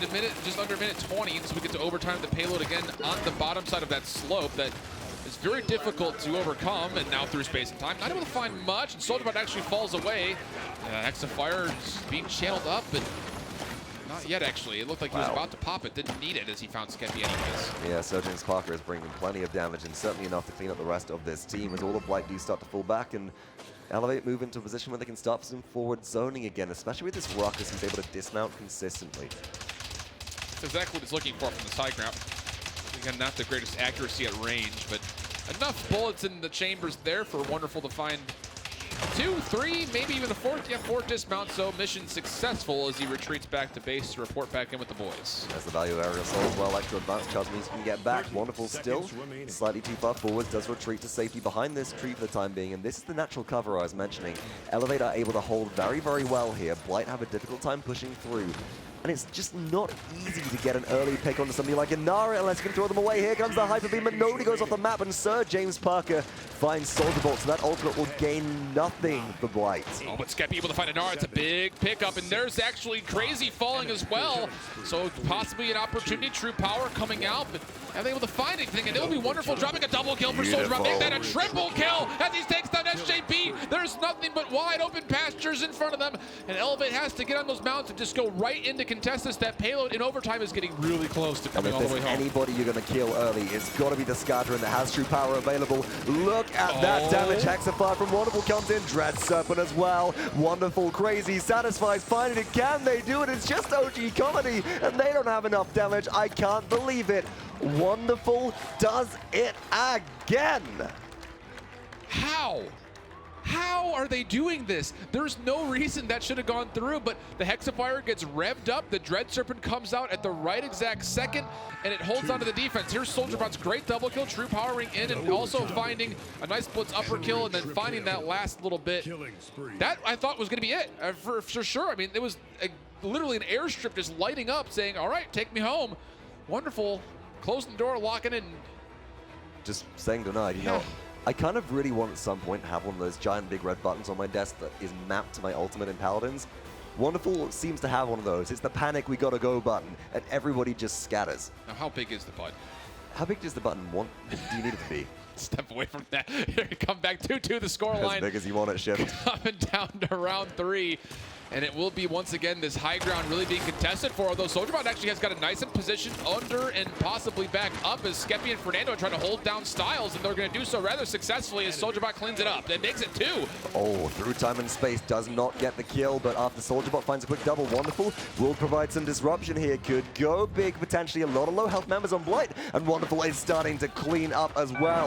Whoosh in trouble, KRAZYy burn alive. OG Coney gets credit for that kills, Enlightenment found nobody here, and SJP in a lot of trouble, barely staying alive, but Wxnderful is here and StiLes is back. And this is looking good for Elevate. Soldier has to respond by retreating. STiLes finding that kill on xWOOOSH, again finding his way to get in the kill feed every single game so far. And 54% here, Vox, and again, Elevate has all 5 players here looking for those dismounts, and of course Wxnderful's going to be able to get all of them. And once again, reporting back, mission accomplished. And 81%, something's got to happen here if you're Blight, you want to get this point. Somebody is going to need to dive in, and Blight are starting to engage. xWOOOSH goes in, gets the kill. Here's Immortal. Perfect time to engage. Can anybody respond from Elevate? xWOOOSH finds 2, and the Hyper Beam was good enough to push people back, so that shield could actually get up. So Skeppi's now taking over the baton for the damage, but on the backside, KRAZYy has himself this moment, and Wxnderful again gonna hit the Hexafire, swiveling around on a pivot, trying to get what he can, but he's really low on HP still. And no, SoldierBot returns to the fray, and look at this. They've got the overdrive ready, ripping through their opposition. 96% for Elevate, but Blight are back on point. Now, they've got a zone, but the enemies are too close. Elevate are ready to engage at a moment's notice. Wxnderful has just respawned. Enlightenment's on the table, true power 2, and Talas will use it on the sSatisfies in the back, but they barely get out of the sliver of health. Able to take the Dombo a little bit further out of that fight as well. Overtime through space, and time would use the Enlightenment to counter it out, and that's going to be enough for Elevate to hold on. What a smart play as KRAZYy slides on through to find one more. He was for sure dead. He did not have that grace up, so he decides, why not? Let's get some damage done and stay alive with the damage immunity frames. And that was enough to zone as well. That was so important. KRAZYy pulling out the unbelievable strats here. And comparatively, Elevate on capture this time, unlike Blight, have not been, you know, decimated following their capture. They're in control. They're pushing very, very quickly. And potentially Elevate can go for win with a conversion. They're looking to put this one away for possibly the win. Skeppi, though, is going to have something to say about it, keeping his dreams alive. Wxnderful in a bad spot, too. SoldierBot will clean that one up. Moving on forward again. The Poppy Bomb could be used, and again, will be just to get a little bit more forward, but might not have the line of sight he wants. One of those bombs will connect, not bad. 1 minute 37 on the clock shift. It's a long time to defend in the game of Paladins, where many deaths can elapse in a matter of seconds. But the team of Blight, how do they look to ensure that Elevate can't break the base here? Need to find that opening pick again. Doesn't matter on who at this point. Just find the numbers. Backs are against the wall. The championship might possibly be lost if they don't have this Dread Serpent coming out early, and Wxnderful's got into location. But the Rune Travel's good enough to at least get SoldierBot out. Skeppi finds 2 in the meantime. It's a 2-for-2 trade. It's 3-on-3 action, but it's going to be actually really low as Comedy, but he finds the trade. Oh my goodness, Comedy with a recharge at a clutch point in time is able to survive, but no, KRAZYy shuts them down. Now it is just Genos wiggling away in stellar wind. Can the respawns come through from Blight in enough time? KRAZY's looking for dismounts. This is going to be very, very close. Respawn proximity so huge, and sSatisfies does fall, so no Maldamba up for Elevate. It's going to make this push incrementally harder, but able to find 2 kills as Wxnderful and KRAZYy get them going on. And now the payload's moving. Hex of Fire is being used at the end of the Immortal and take us home, Vox. Oh my goodness, Wxnderful pushes it through. Elevate are victorious.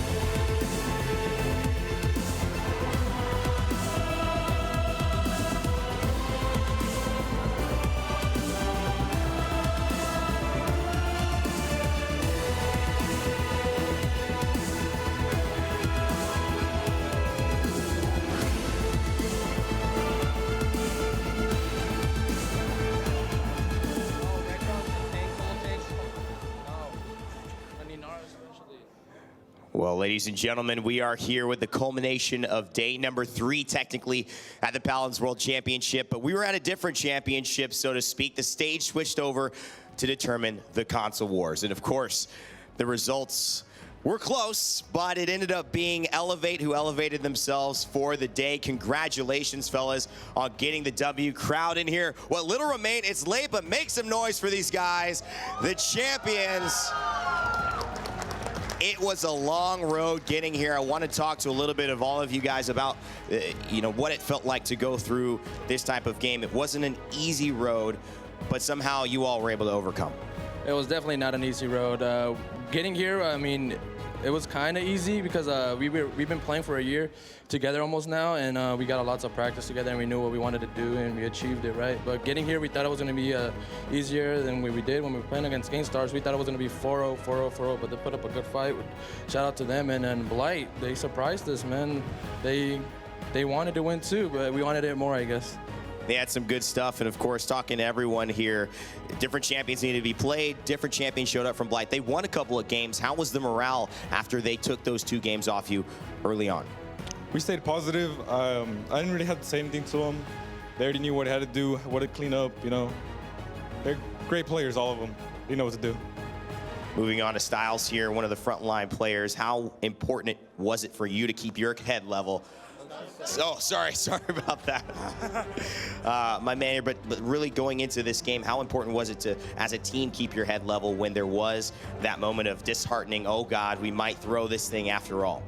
No matter what, you always got to stay positive. Even if you lose a map, the series isn't over. Just always worry about the next game. Don't, get in your own head. Just stay positive. SirJamesParker here, my man. Yeah, you could give it up. A couple of hoots in the crowd. One of the hottest Leon plays that we've seen, and not a cosplay, because there are some hot ones out here, I'm sure.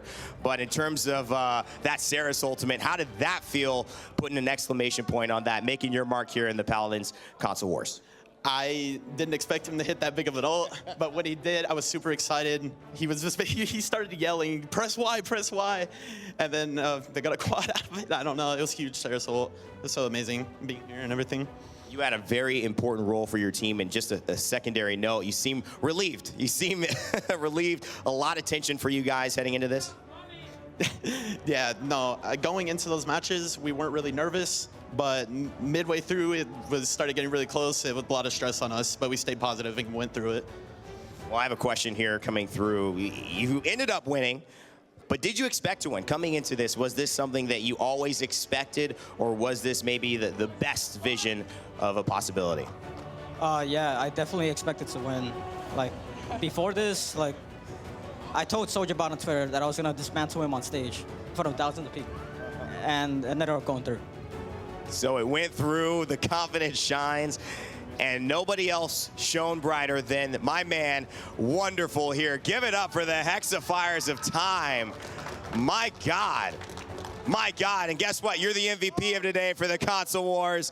Round of applause here in the crowd for Wxnderful. Mr. Wxnderful, we're gonna call him. How does it feel getting yourself a console war? It feels great, Back at DreamHack, won that one, got another trophy. Start a collection now, I guess. He's got 2. He's alluding to the fact that he is our 2-time console war winner in a row after switching teams, obviously having that different, kind of going up against some former teammates. How does that feel, finally getting this victory, and you being such a big reason why it happened? It feels great, I was pretty nervous going against my old team, but, we pulled through, and it was pretty good. What does the world have? What's in store for Mr. Wxnderful heading after this? Do you intend to keep playing? Of course, the Mixer Series is happening, and that's a great breeding ground for you guys. What's next? Yeah, I plan on playing in the league after this, and any future lands, I'll be there too. Awesome. Well, I keep seeing you at LAN. I hope to continue doing so. Guys, I think it's time.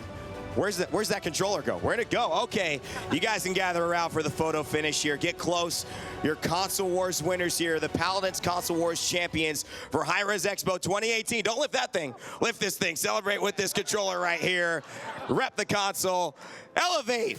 Give them a round of applause, ladies and gentlemen. No, they are lifting it, the crowd is saying. That's going to do it for us here at HRX 2018 for day 3. We will be back with more action, of course, tomorrow, so stay tuned for that. We've got more knockout games, and we've got incredible semifinals ready to happen to set up for the finals that will take place on Sunday, so you don't want to miss a minute of it. My name's Evan Rainday Rayner. Thank you all so much for watching, and as always, remember to never give up, never stop gaming, and we'll see you all next time.